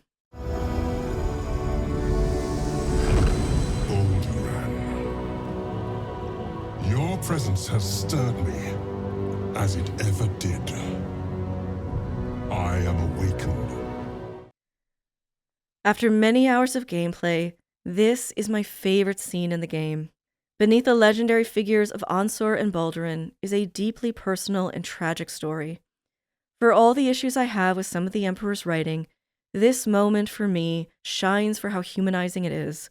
We learn that the Emperor, having been saved from thraldom by Ansor, is finally brought home where instead of finding the love he once knew, he is put through years of medical intervention in an attempt to cure him of his transformation. Years that torment Ansor with their futility, driving him to make an attempt on the Emperor's life while he slept. Rather than accept his lover for who he now is, rather than simply leave and find comfort with the memories of their time together, Ansor chooses the role of judge and executioner. The stone walls of the cavern shake violently, the storm gathers, and Ansor's bones rise in revenge. Time, it seems, has changed nothing for him. Only self-righteous anger and blame remain in Ansor's spirit. Baldurin, what have you done? Beneath Ansor's bones is an old letter left by the Emperor. Dear Ansor, I've said it 1,000 times and I'll say it again. There is no cure, and that's all right. I'm fine. More than fine. I'm better than I've ever been. So why torture yourself like this? Of course. I know why. Remember Jarl Tengri? You and I sailed together for months, seeking the Great Spire. By the time we found it, we were sick as dogs. But you never left my side. not for a moment, even though you could have simply chosen to fly. You told me there was something about experiencing it with me, through my eyes. You wanted to share in my passion for the adventure. It was, you said, a privilege. The truth is, the privilege was mine. You are the greatest thing that ever happened to me, Onsor. I never had to ask you for anything, but I'm asking you now to stop. I may no longer feel my feelings, but I know yours, and yours are agony. It doesn't have to be this way. Be free, Onsor, fly, and know that even if I'm not beside you, I will always have been your Baldurin. For all the imagery of seramorphosis as a disease and illithids as creatures who are little more than soulless, monstrous bodies, the parallel between this scene and the real-world torturous practice of conversion therapy are striking, with the Emperor as the sympathetic victim, even if Onsor is also a tragic figure. I began this section by quoting extensively from 2 trans women who spoke frankly about their experiences with the medical community and the experiences that informed their activism. While they do not specifically address conversion therapy, their experiences expose the hubris and prejudice that can exist beneath the surface of medical interventions, even ones meant to validate gender identity for those in transition. We've come a very long way, so I don't want to sow paranoia or distrust in the medical community, nor do I want to speak for any trans person and their personal experiences with receiving medical care. I think that would be inappropriate and cause potential harm. Rather, I want to note that this history, with its potentially insidious legacy, exists, and correcting the mistakes of the past is a long and complex process. The repercussions of this history and legacy are broad, stretching far beyond the fields they exist in.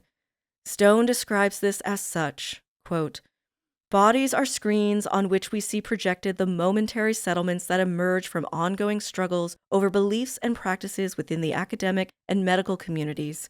These struggles play themselves out in arenas far removed from the body. Each is an attempt to gain a high ground which is profoundly moral in character, to make authoritative a final explanation for the way things are, and consequently, for the way things must continue to be.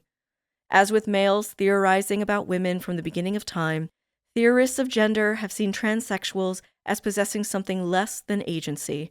As with genetic women, transsexuals are infantilized, considered too illogical or irresponsible to achieve true subjectivity." End quote. She goes on to describe these early clinics and the care they provided as a technology of inscription. Stryker echoes this in reference to early medical texts, likening it to the monster's discovery of Frankenstein's journal detailing his creation. Quote, "I, too, have discovered the journals of the men who made my body, and who have made the bodies of creatures like me since the 1930s. Through the filter of this official pathologization, the sounds that come out of my mouth can be summarily dismissed as the confused ranting of a diseased mind." End quote.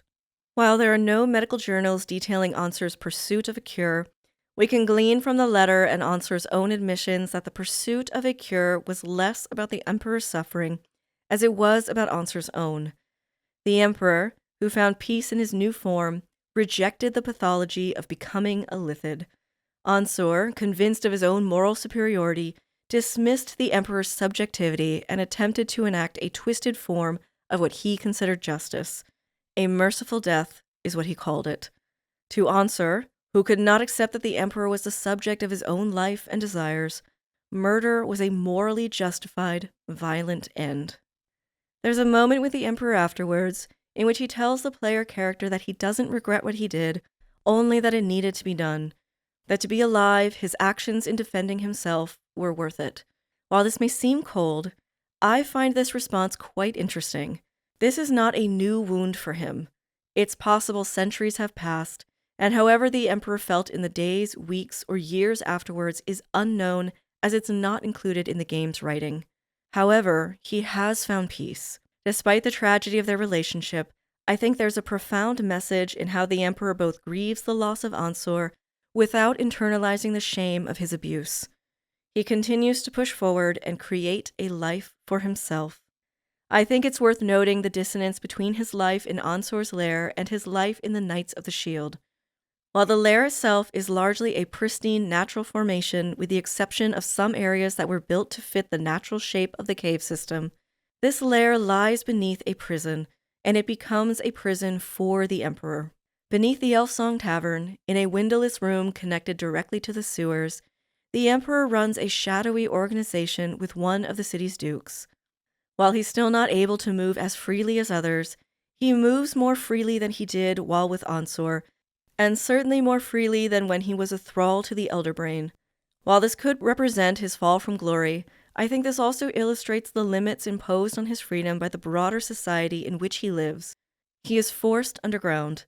While not forced per se into criminal activity, it's an arena he can function in, one of the few places not closed off to him by virtue of being a mind flayer.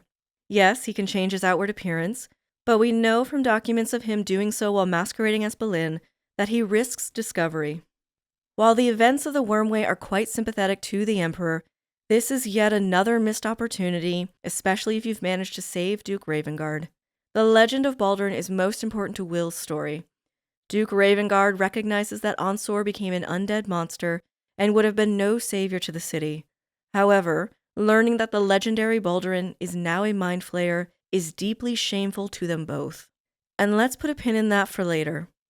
Returning to Onsor's monstrosity, it's an all-consuming rage that led him to abandon the city, but the abuse he inflicted on the Emperor is inconsequential. The illithid who once founded the city, who has risked everything to protect those who are most likely to save it, is still just a monster. Much of the potential to deconstruct the legends surrounding heroes is left unexplored in Will's quest, and the metaphorical meaning of the Emperor's and Onsor's relationship is ultimately left buried in the Wormway. Part 5. Would you become a monster if it would save the world? Finally, we come to the endings and ask the question one final time, would you become a monster if it would save the world? There are many variations on the game's ending, including rare endings, endings for the origin characters, and new evil endings that were added in Patch 7, and the Dark Urge has their own potential twists. While there are variations, the ending mostly comes down to two things. Do you side with the Emperor or Orpheus? And do you choose to become an illithid or not? The canon, or at the very least the intended ending, is almost certainly siding with Orpheus and choosing to become illithid yourself.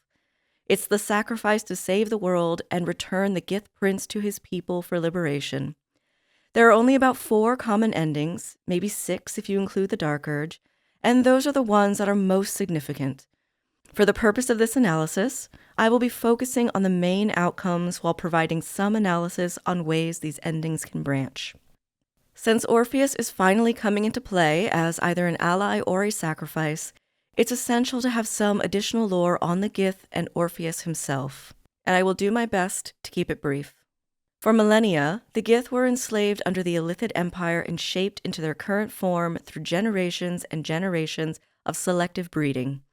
Eventually, Mother Gith was the one to finally break free of the psychic hold the Illithids had on the Gith, becoming the leader of a revolution that decimated the Empire and drove most of the Illithids off of the astral plane and into the Underdark. Once the Illithid Empire was defeated, Mother Gith sought to create an empire of her own through the conquering and enslavement of free peoples across realm space. What followed was a schism among the Githyanki people as the prophet Zerthamon rejected Mother Gith's colonial ambitions, believing the Gith needed to build a culture and identity for themselves. The war that followed divided the Gith people into the Githyanki, the followers of Mother Gith, and the Githzerai, the followers of Zerthamon. The Githzerai would retreat into the plane of Limbo, building psionically fortified sanctuaries to protect themselves from the realm's chaotic nature. This is barely mentioned in the game, though you can find a book about it in the creche. If you were not aware of that, it's because it's hiding on one of the shelves in the hatchery, and it is quite easy to miss. It also doesn't update your journal because it's treated as inconsequential. What is mentioned directly in the game is that Mother Gith made a deal with the goddess Tiamat for use of her red dragons, and sometime during this, Vlaakith, a high-ranking member of Gith's guard, usurped her rule, took the throne, and declared herself Mother Gith's rightful heir. The Vlaakith in the game is not the original. Vlaakith is a rank, so the current ruler of the Gith, the Lich Queen, is Vlaakith 157. Due to her undeath, she has ruled the longest. She also has the personal ambition of becoming a god through the consumption of Githyanki souls, specifically high-ranking warriors so that none can become powerful enough to challenge her. This is where Orpheus comes in. He's a Larian creation, so he was not included in the lore up to this point. Orpheus is Mother Gith's son, and therefore the rightful heir to her throne. This is rather unusual for the Githyanki, as they reproduce asexually and are not raised by parents.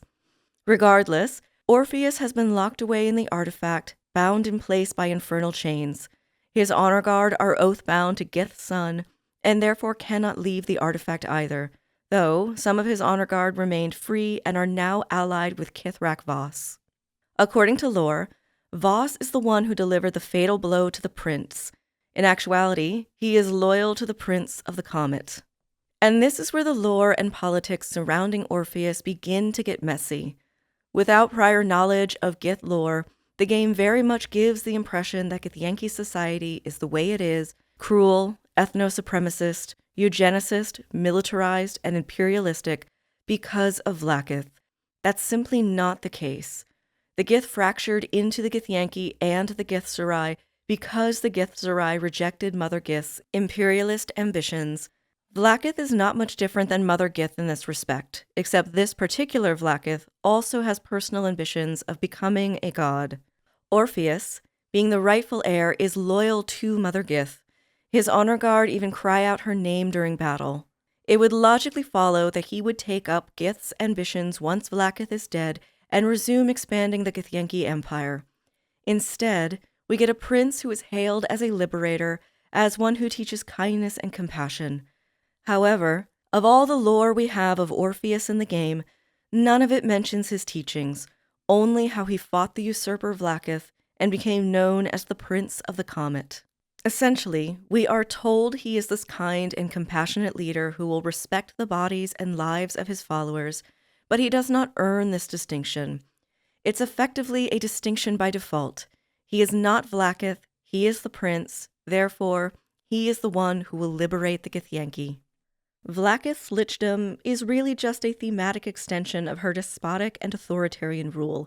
Colonial ambitions, while still having some outward trajectory, are turned inwards as she consumes her people for increasing personal power. After learning that Vlaakith merely consumes her warriors rather than ascends them, Lae'zel believes that Orpheus will respect the bodies of the Gith people, but this seems naive at best and propagandized at worst. While high-ranking Gith warriors may no longer be at risk of being literally consumed at the hands of the Lich Queen, if Orpheus continues his mother's colonial ambitions, the Gith will find many of their own consumed in the machinery of war. This is to say nothing of those who cannot contribute to the imperial machine in the manner expected of them. Nor does this say anything of the non-Gith held as slaves in Tunarath. I suspect this is why the details of Mother Gith are largely left out. It gives the player less to engage with, but also a false impression, especially if they are coming into this world with little prior knowledge of existing lore. Instead of being forthcoming about complex astral politics, our focus shifts to Lae'zel abandoning her faith to liberate the prince. We get a minimal amount of dialogue asking her about this sudden shift, but nothing to truly shed light on Orpheus as a political figure. The other strange thing about this that I would like to make note of is that if you have prior knowledge of D&D lore, you could easily mistake Orpheus for Zerthamon. Githzerai are largely monastic and believe in a prophecy that Zerthamon will one day return. I don't know if Orpheus was originally intended to be the return of Zerthamon or not, but his politics, at least from what we are told, and his character design more closely align with that of the Githzerai. The Githzerai also cultivate psionic abilities that allow them to combat the hive mind communication of illithids, which is an ability Orpheus has innately. His innate ability is supposedly the only way to ever stop the return of the Illithid Empire. However, given the Githzerai's psionic capabilities, that may not be the case. Instead, We fall into this kind of generic fantasy writing about the return of a rightful ruler that ushers in a new age of prosperity. Though in this case, I would argue, it's an outcome that's unearned. With that, we return to the game's most fundamental conflict. Will you become a monster if it would save the world? The monster is, of course, becoming illithid. It's losing your beauty and your soul to save others the same fate, and it is freeing Orpheus so that he may lead the Githyanki in revolt against Vlaakith. To get here, the player must betray the Emperor, and to betray him, we must first fail to subdue the brain. The confrontation with the Netherbrain is wonderfully tense. Each attempt to subdue it becomes more and more impossible. Each time the Emperor encourages the player, the emotions get higher and higher. Each time the brain taunts the party, the stakes and the nightmare that is to come become clearer and clearer. Our failures culminate with the Emperor swooping in to save the party in the hottest and cuntiest way possible.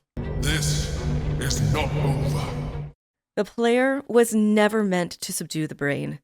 Here is where we learn only an illithid wielding the Netherstones has any chance of succeeding. In the player's failure, the brain breaks free of its bonds. Rising out of the brine pool hidden beneath High Hall, the brain cracks open the earth and rises high above the city.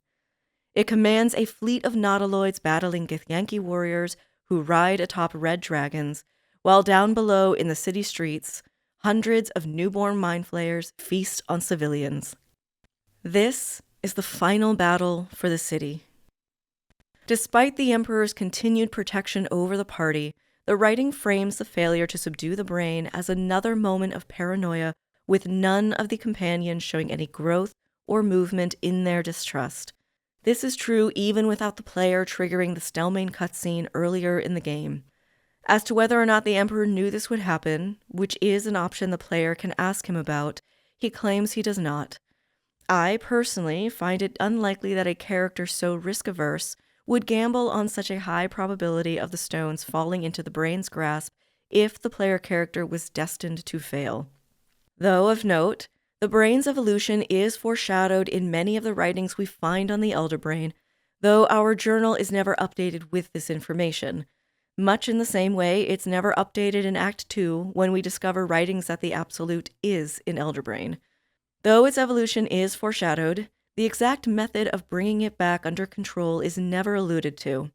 It's not entirely made clear, but given that everyone assumed the brain was still under the control of the stones, there was little reason to believe it had evolved beyond compulsion. We discover during the confrontation before the final battle that the brain had actually been more or less free since Kethric's death when the player character obtained his Netherstone, the first of the three they seek. What follows is the player's final choice on whether to side with the Emperor or Orpheus, and whether they or anyone else transforms into a Mind Flayer. While I don't believe it is my place, or anyone else's, to tell players what choice they should make here, as we've established, there is an intended outcome from the writers, and how they get the player to this point is important. The moments immediately following our rescue, we get that final push to betray the Emperor. The companions' reactions to failing to subdue the brain range from accusing the Emperor of lying, to disappointment, and to anger that they need to form a new plan with him. Many players, including myself, have pointed out how rushed this bifurcation in the story is, and I think that's not merely the result of the Emperor's motivation turning on a dime, but also because it lacks the narrative payoff one would expect.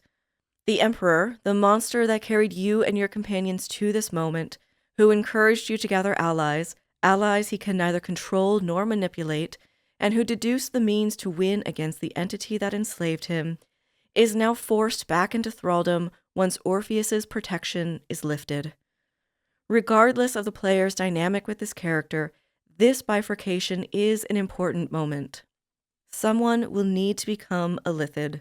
Becoming the very monster that your now banished protector was necessitates some kind of reflection on the Emperor, his character, his status as an illithid, and you and your companions' assumptions of him and his nature. There are only two things approximating a reflection in this moment.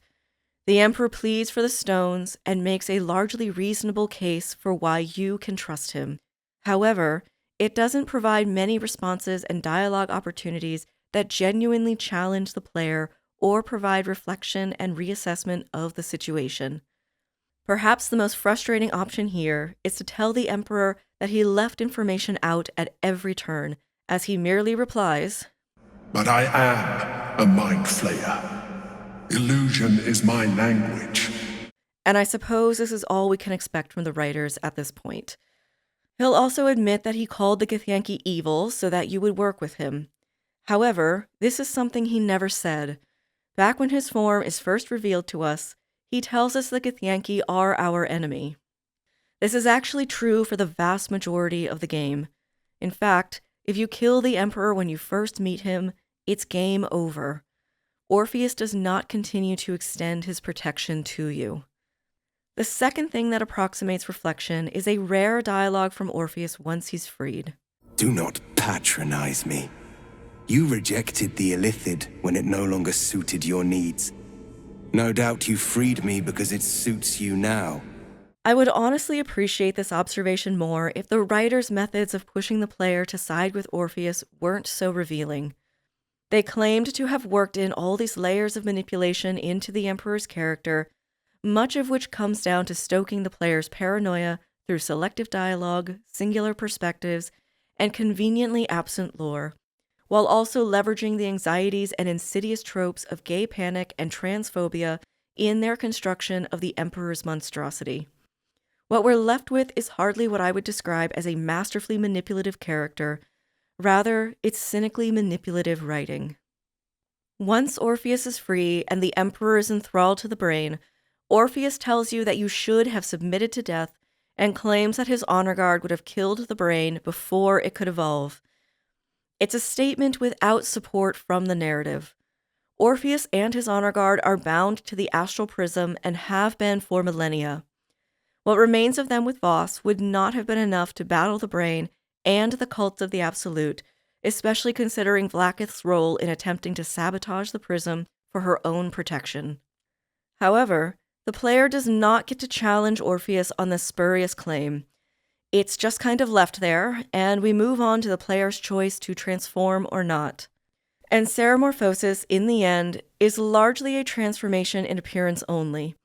The player character experiences a new kind of hunger, much in the way a vampire does, but the companions all treat them as a hero and reassure them that they can see the person beneath the monstrous exterior. Orpheus praises you for being the renegade illithid who spurned an elder brain and stood with the Githyanki, an honor the player character has not earned. The player character has never been under an elder brain as a thrall, they were never indoctrinated into an illithid colony, and they've never needed to hide themselves from the world. Even the Dark Urge does not need to hide themselves from most of the game, and not in the way an illithid does. This distinction belongs to the Emperor. The Emperor does return for the final battle atop the brain, riding in on a dominated red dragon, warning you that he knows your weaknesses, then conjures your dream guardians as powerful enemies to fight by his side, a renegade mind flayer turned thrall once again. In these moments after the final battle, when you and your companions are safely on the docks of the city, the defeated brain now sinking into the waters of the Cheon Thar, the narrator gives you this dire warning that your humanity will ebb away and all your friends will become either tools or food for your use. She then ends on this open-ended question. You will be a monstrosity beyond redemption, or not? Perhaps you are unique among illithid kind. Perhaps you will retain enough of who you are to resist your nature, a rogue mind flayer, like the Emperor. In this ending, and later on in the epilogue, the player has the option to declare that not all mind flayers are alike, assuring both the player and their companions that they are unique among monsters. Rather than engage with the complexity of this theme now that the player character is illithid, Baldur's Gate 3 takes the approach of the player character being unusually special. While yes, they are the main character, a kind of main character syndrome is built into the gameplay. From the very beginning, the player character is given the role of a leader with no in-game explanation. It's merely default. They're showered with romantic and sexual advances, even if they're physically unattractive or unpleasant to be around. They're given the influence to mold their companions' choices, including how they process complex trauma to arrive at the outcome we, the player, deem appropriate. They are granted the status of a renegade mind flayer without the history to support it, and embraced by their companions because of it. Even if the player ends their character's life, they are greeted by withers in the afterlife, having somehow retained their soul as an illithid. Becoming a monster, and what that means, is the central conflict of the game, and it's rendered inconsequential. To add to this issue, if the player does not want to become a monster, Karlach will offer if she's in the party, Gale may offer to detonate the orb, or Orpheus will transform. There is no need to convince him, he will just do it if you ask him to. When the game was first released, it was originally thought that siding with the Emperor would save the player character or any of the other companions from transforming, while siding with Orpheus would mean making the sacrifice. But that's not the case. Orpheus will ask that you end his life afterwards, but you can possibly convince him to live. Either way, the Githyanki go on to their revolution with or without him. While I think it's fine that the revolution happens regardless, Monstrosity is again just something the player never has to contend with. They can throw away the two who protected them from transformation and take on the mantle of a hero, having learned nothing of monstrosity beyond something to discard, something to avoid, and that it's fine to sacrifice others if it means you remain beautiful. On the other hand, you do not have to join with Orpheus, even though that is the intended ending. You can join the Emperor and relinquish the stones to him. In this ending, Orpheus is consumed so the Emperor can obtain his power to protect himself and the party from domination. He then leaves the prism to join you in the final fight. While the companions do not trust him, he follows through on his word completely. While you can convince him to dominate the brain, it takes both a high roll and 2 screens of dialogue for this outcome. It's a moment that exists for player wish fulfillment rather than being consistent with the Emperor's motivations up to this point. After all, he's been convincing you to gather powerful allies, and dominating the brain would mean fighting off both the Gith army and the army of allies. It's there to give the player one option for an evil ending, endings that would not be fleshed out until patch 7. Even though siding with the Emperor is not the intended ending the writers had planned for the players, I find the moment in which he comes face to face with the brain's unbreakable will to be this wonderfully intense and emotional moment. In so many ways, Baldur's Gate 3 is the Emperor's story, and to have him face down the entity that changed him, the entity that enslaved him, and command it, is a powerful and very human moment. Scott Joseph, the Emperor's voice actor, captured the emotional intensity perfectly. Subdued at last, it begs for its life. It pleads because it knows I am its master.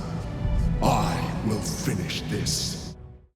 I believe this ending is the one that better resolves the paranoid tension of Act 3 by subverting our expectations. Showing the Emperor trust and empathy reveals the shaky ground on which his monstrosity was constructed. He protected you, your companions, and the city, winning for himself and everyone else their freedom. It's unfortunate then how flippant the tone is in the immediate aftermath of the battle.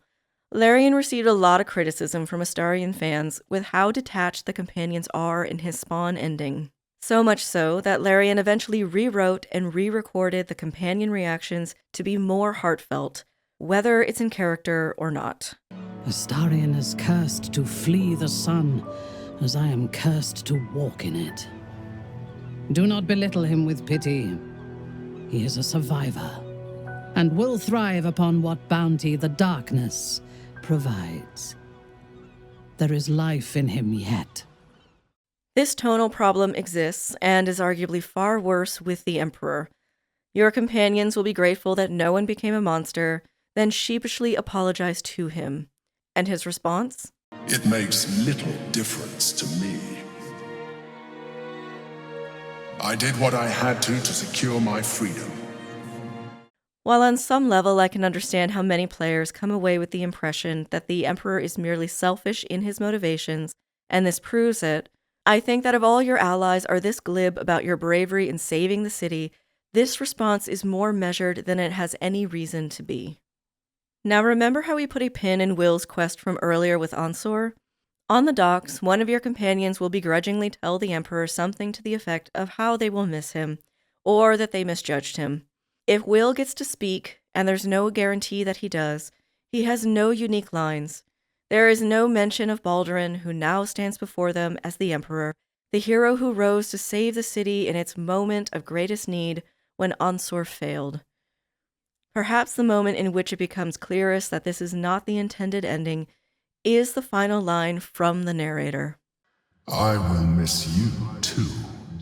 Now that you no longer live in each other's minds, it's hard to tell if the mind flayer is being sincere, though perhaps no harder than it ever was. As a player, I cannot tell you how disappointing this is. To go through approximately 100 hours of gameplay, to experience moments of vulnerability and bonding, to reframe your understanding of who an illithid can be, then make the decision to trust the monster with your fate, only to be trolled at the end, is such a bizarrely anti-player decision on the part of the writers. I cannot think of another word to describe this. It's trolling. I want to talk for a moment about Chekhov's gun. You may know it as plant and payoff. It's where an idea or an item is introduced earlier in the narrative, then becomes relevant later on as it's revisited, bringing together elements of the narrative or its themes. This technique often reframes or deepens the story and characters in meaningful ways, and it's crucial to cohesive storytelling. When the writers set up moments of genuine vulnerability and intimacy in this alliance, those moments should lead to something more than this. I'm afraid that just as there's a failure to meaningfully reflect on betraying the Emperor or what becoming a monster means, there's a failure to pay off this alliance and possible romance in ways that are meaningful thematically, narratively, and emotionally. It's punishing the player for recognizing the foundation of a subversive monster and expecting that to lead to something meaningful, as subversive monsters are not unusual in modern writing. Quite frankly, it comes across as underhanded and mean-spirited, and I think players, all players, regardless of your opinion on the Emperor, deserved better than that. And becoming an illithid while allying with the Emperor doesn't add much to this gaping hole in the writing either. You can choose to part ways, or you can choose to stay with the Emperor, but romancing him adds nothing unique to this choice. For how erotic this character is, and how relentlessly thirsty this game is, this is a strangely prudish ending. You can either join him in the sewers to rebuild the Knights of the Shield, or remain in the shadows and expand your black market empire. No matter your choice, the missive you receive at the end lacks any pretense of a bond deeper than utility. Whether there was a romance or not, saving the world together is the kind of alliance that tends to form unique bonds. The only ending that offers some kind of appropriate closure is the solo ending. Rather than being trolled by the narrator, there's an opportunity for a heartfelt goodbye. Strange, isn't it? To have traveled this far, inseparable from one another, only to cut the cord at the final step.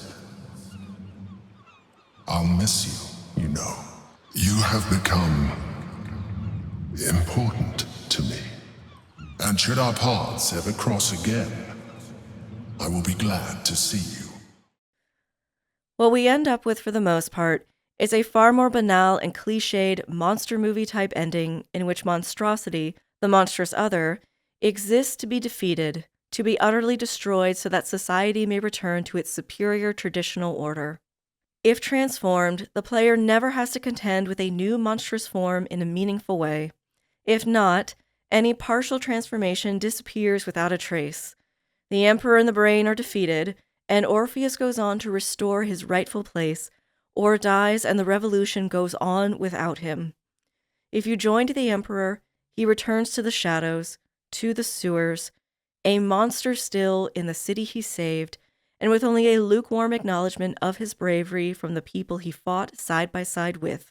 If you're a monster yourself, you can then join him in those very shadows. As disappointing as this is, Larian cut this optional dialogue from the epilogue, in which the player has the opportunity to speak with Withers about the Emperor, prompting this response from him. Thy mind flayer and thee did grow rather attached. an individual of no less strength of character and will than thee. Its pursuit of freedom drove thee to thy own. Thou didst share a most unusual bond, a bond none have ever seen the likes of. When looking at how the writers handled monstrosity as a theme, I see a conflict in the writing.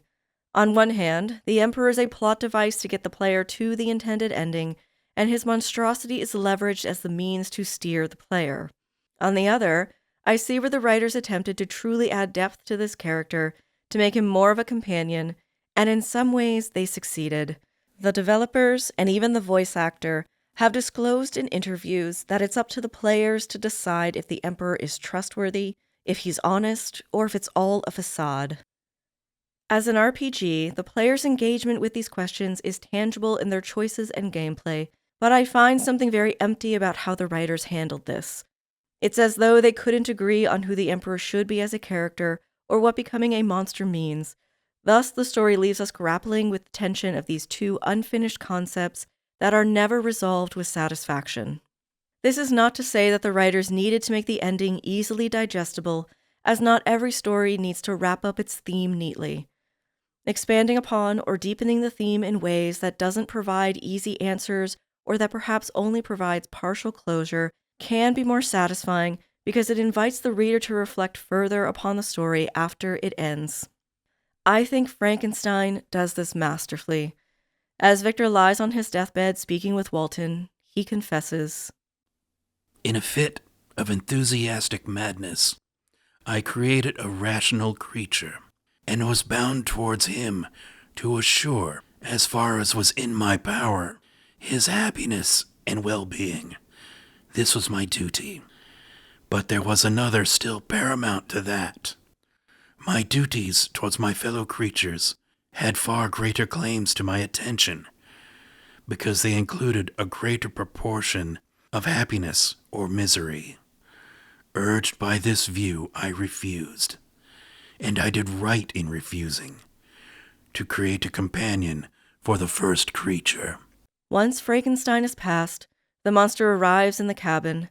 Towering over his maker, he mourns in fits of sadness and anger. Your repentance is now superfluous. If you had listened to the voice of conscience and heeded the stings of remorse before you had urged your diabolical vengeance to this extremity, Frankenstein would yet have lived. "And do you dream?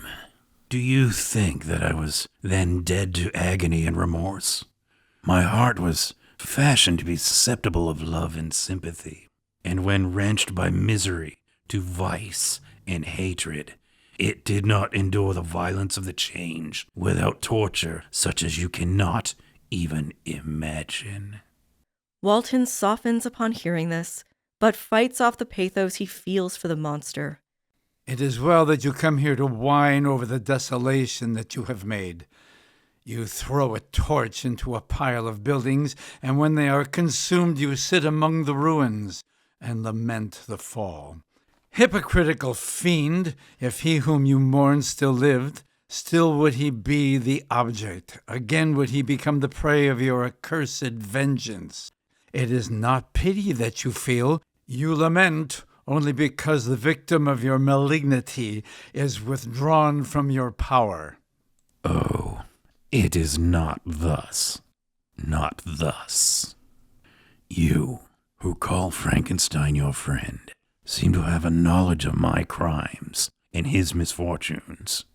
But in the detail which he gave you of them, he could not sum up the hours and months of misery which I endured, wasting in impotent passions. For while I destroyed his hopes, I did not satisfy my own desires. They were forever ardent and craving. Still, I desired love and fellowship, and I was still spurned. Was there no injustice in this? Am I thought to be the only criminal when all humankind sinned against me? I, the miserable and the abandoned. I shall quit your vessel on the ice raft which brought me hither, and shall seek the most northern extremity of the globe. I shall collect my funeral pile and consume to ashes this miserable frame. Farewell. I leave you, and in you the last of humankind whom these eyes will ever behold. A commonly stated refrain about Frankenstein is that he is the real monster of the story. I find this interpretation overly simplistic. Rather, I think Frankenstein and his creation show the malleable and fractious boundary between the monstrous and the human, the other and ourselves, built upon both agency and circumstance. This ending invites us to consider our shared humanity, to ask what we owe to each other and what could have been. Likewise, when we consider the intended ending of the game, the player character's life as a mind flayer could be vastly different from that of the Emperor's because both their choices and circumstances are different. What could the Emperor's life have been like if Ansar had loved him and stayed, or chosen to fly, leaving the Emperor to a new life without him? What if the Emperor had chosen to leave the city, to carve out a life somewhere rather than involve himself in a criminal organization? What other choices did he have, and what choices truly lie ahead for the player character? These are just some of the complexities that not only shape a character, but complicate the construction of a monster.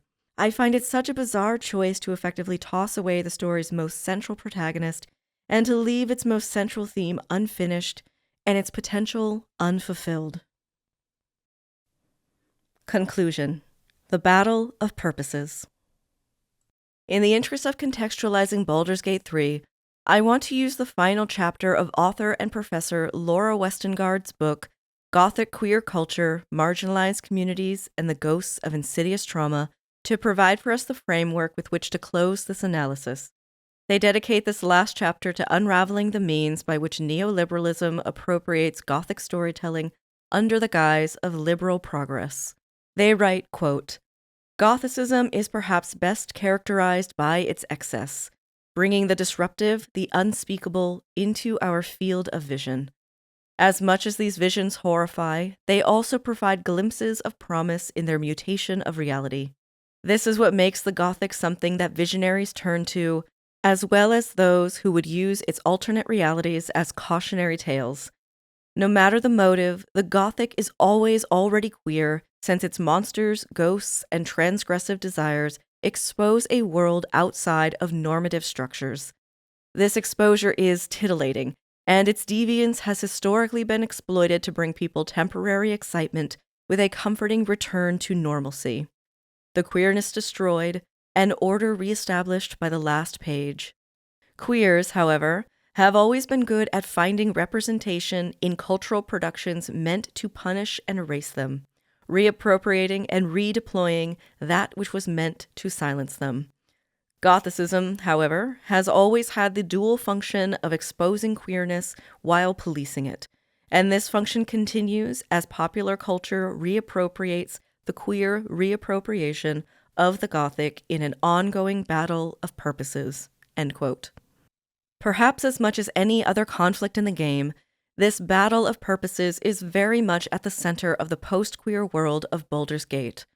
Just as the first two games in the franchise became both critical and commercial successes, Baldur's Gate 3 continues that legacy.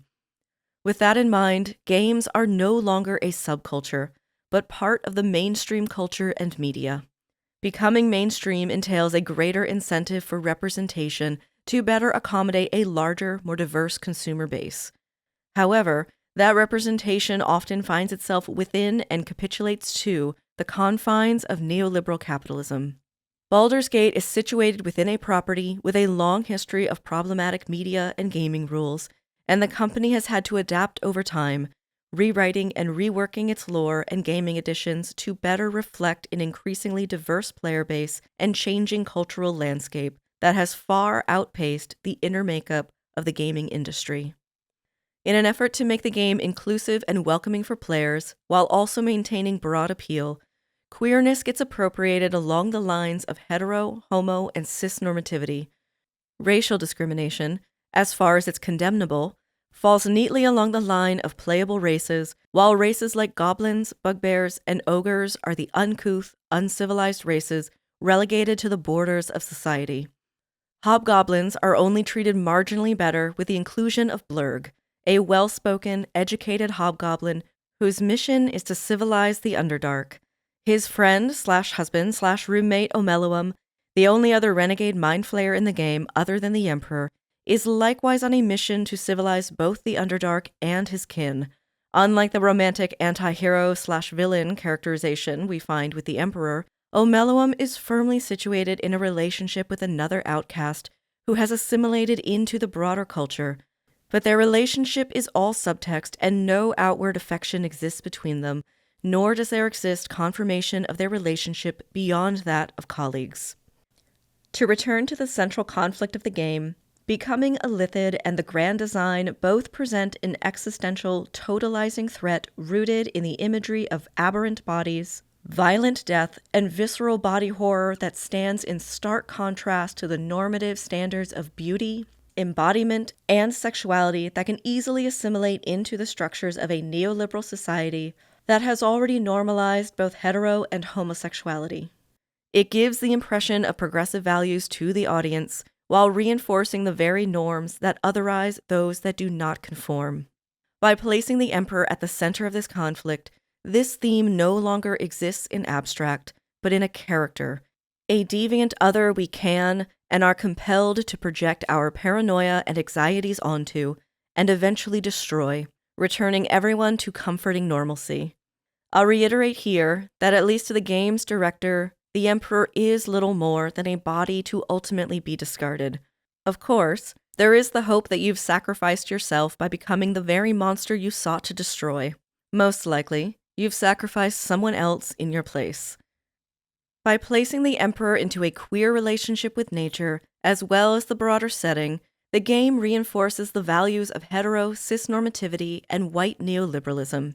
Gay normativity is merely folded into that. Any history of discrimination and trauma is simply non-existent, while queer identities that don't fit neatly into this paradigm are cast out, deemed monstrous by their very existence. And the means by which the writers do this draws so heavily on themes of sexual deviance, loss of bodily integrity, and violation, especially of women via the scene of Stelmane's possession, that it reinforces some of the worst queer and transphobic stigmas. The relationship of these stigmas to queer embodiment becomes obscured by the genre and the post-queer, liberal normative politics of the game. This obfuscation allows the language and visual devices of queer stigma and transphobia to proliferate in discourse outside of the game. Just as there is a history of connecting the imagery of Frankenstein's monster to the transgendered, or the vampire to the homosexual, in ways both humanizing and stigmatizing, the Emperor's queerness similarly arises in discourse. One of the more common examples is calling the Emperor's use of the Dream Guardian form as catfishing, a term that actually refers to using someone for personal or monetary gain by adopting a fake persona, typically one that lures someone into a false romantic relationship. Catfishing simply does not apply here. However, the similarity of this accusation to the transphobic idea of a trap is pretty clear. One does not need to look far to find examples of players angry and feeling tricked, expressing how they can no longer romance their Dream Guardian. You can even find a meme reusing an old Vine clip of a child beating up a doll as a stand-in for the player beating up the Emperor for not being their hot guardian, as well as these clips from 2 video essays that I think sums up the anger and betrayal many players have expressed. Have you ever met a beautiful person, perhaps the person of your dreams, developed a relationship with them based on trust and the mutual desire for freedom, only for that person to actually be a squid freak in disguise? Dream Guardian is not actually Dream Guardian, but is instead actually hentai. Ew. This character is the source of so much of my initial playthrough's trauma.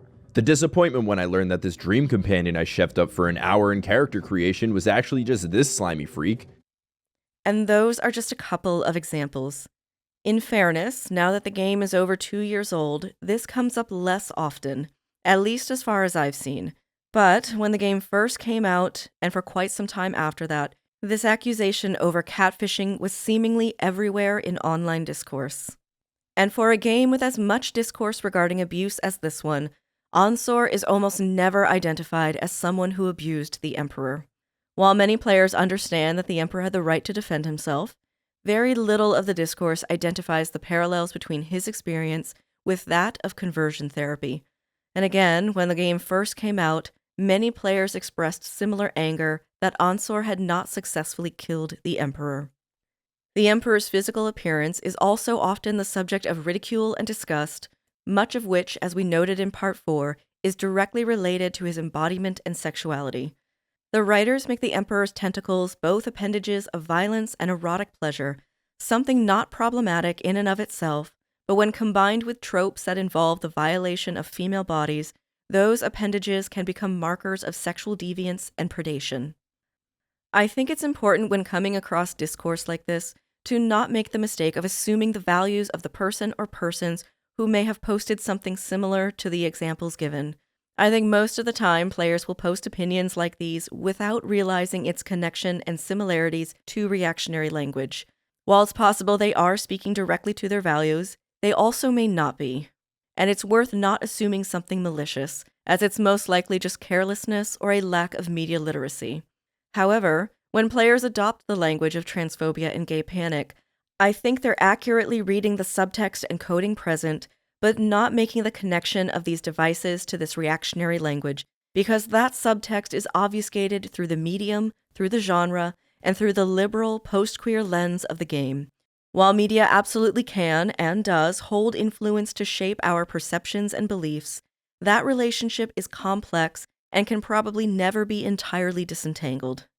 Baldur's Gate 3 excites through its embrace of sex and horror, through its characters and its romances, but it promises a return to normalcy in the end. Even if you've turned illithid, you never truly experience what otherness and monstrosity mean, because you'll always be folded into the accepting arms of your companions, while the Emperor, the one that protected you, is either discarded in death or shuttled off to the sewers away from respectable society. However, for all the stigma much of the Emperor's writing reinforces, there does exist glimmers of promise as well. The ways in which the Emperor carves out a life for himself, the ways in which he subverts our expectations, and the ways in which his experiences reflect the challenges and joys of many people who are marginalized is unsurprising. While I have focused on gender queerness and specifically trans embodiment for this essay, Monstrosity is a powerful tool to examine and recontextualize experiences that cut across many marginalized identities, such as sexuality, gender, race, disability, and so on. It would be unfortunate to focus only on the negative perceptions of the Emperor and his monstrosity while ignoring the powerful potential therein. Why does any of this matter? In the introduction to the 1831 republication of Frankenstein, Mary Shelley writes, quote, "Invention, it must be humbly admitted, does not consist in creating out of void, but out of chaos.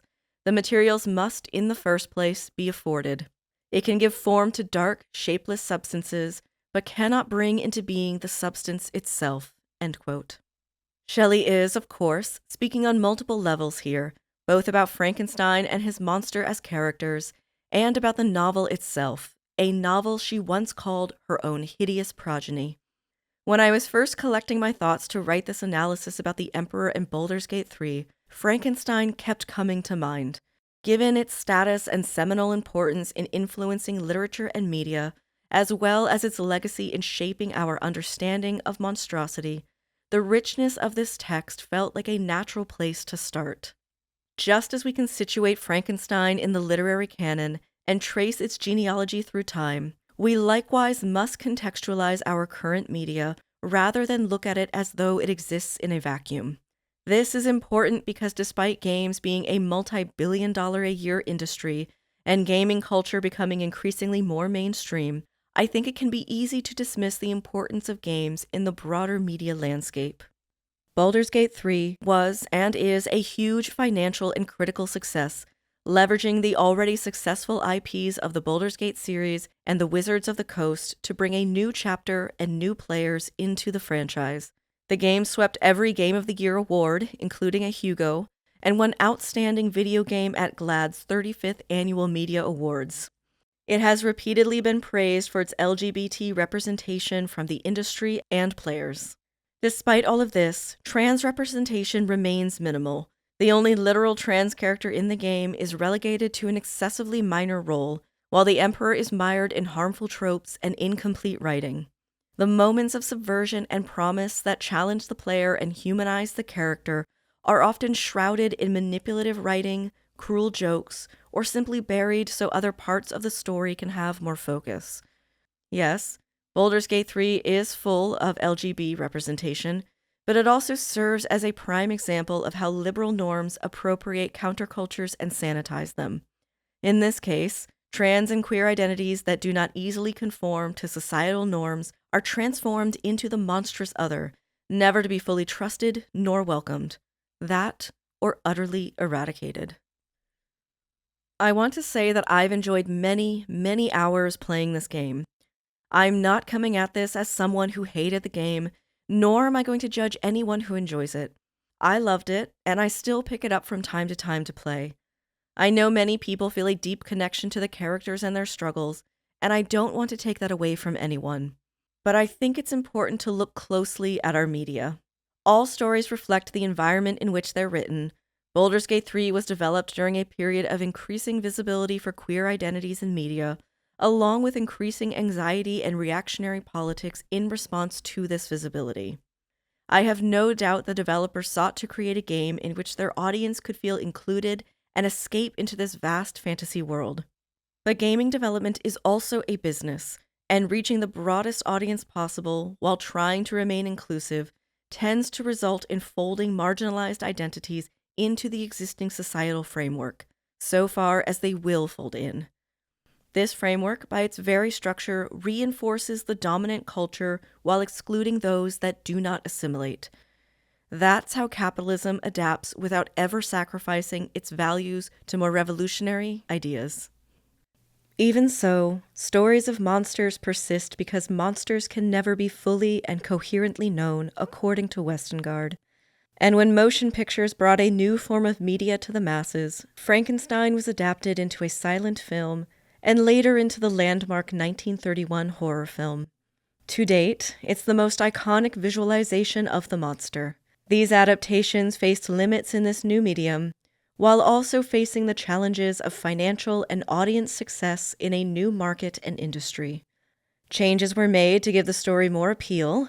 In the 1910 silent film, the monster is little more than that, and is defeated by Victor's love for Elizabeth. By 1931, the iconic representation of the monster comes to the silver screen as a feature-length film.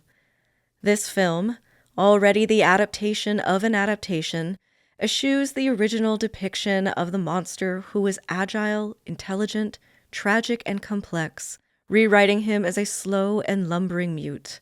In the decades to come, dozens of adaptations would come to exist, and each one would grapple with the concept of the monster, molding that concept to a specific vision, and that vision is endlessly malleable and layered. Monsters endure within marginalized communities because monstrosity yields a rich language to articulate those experiences, cutting across identities marked by difference in sexuality, gender, race, disability, and class. There's a deep well of potential and promise in the excessive meaning of Gothic monstrosity. We can harness that potential to create the complex monster of the novel, or settle for the hollowed-out figure of the iconic film. It comes down to how we choose to shape the chaos. This has been Little Monday Presents Baldur's Gate 3 and the Queer Politics of Monstrosity. I'd like to thank Glenn Eastman, who voices both Frankenstein and the monster, W. Reeder, who voices both Captain Robert Walton and Withers, as well as Louis Saniger as Sven Vinka, Kelly Green as Crystal Ding, and Foxspit as Adam Smith. And a very special thanks to Moss Magmethius for providing necessary lore, and I want to thank both Moss and Ben for providing their feedback on this project. This podcast is available in essay form on Medium, link in the description. Thank you for listening.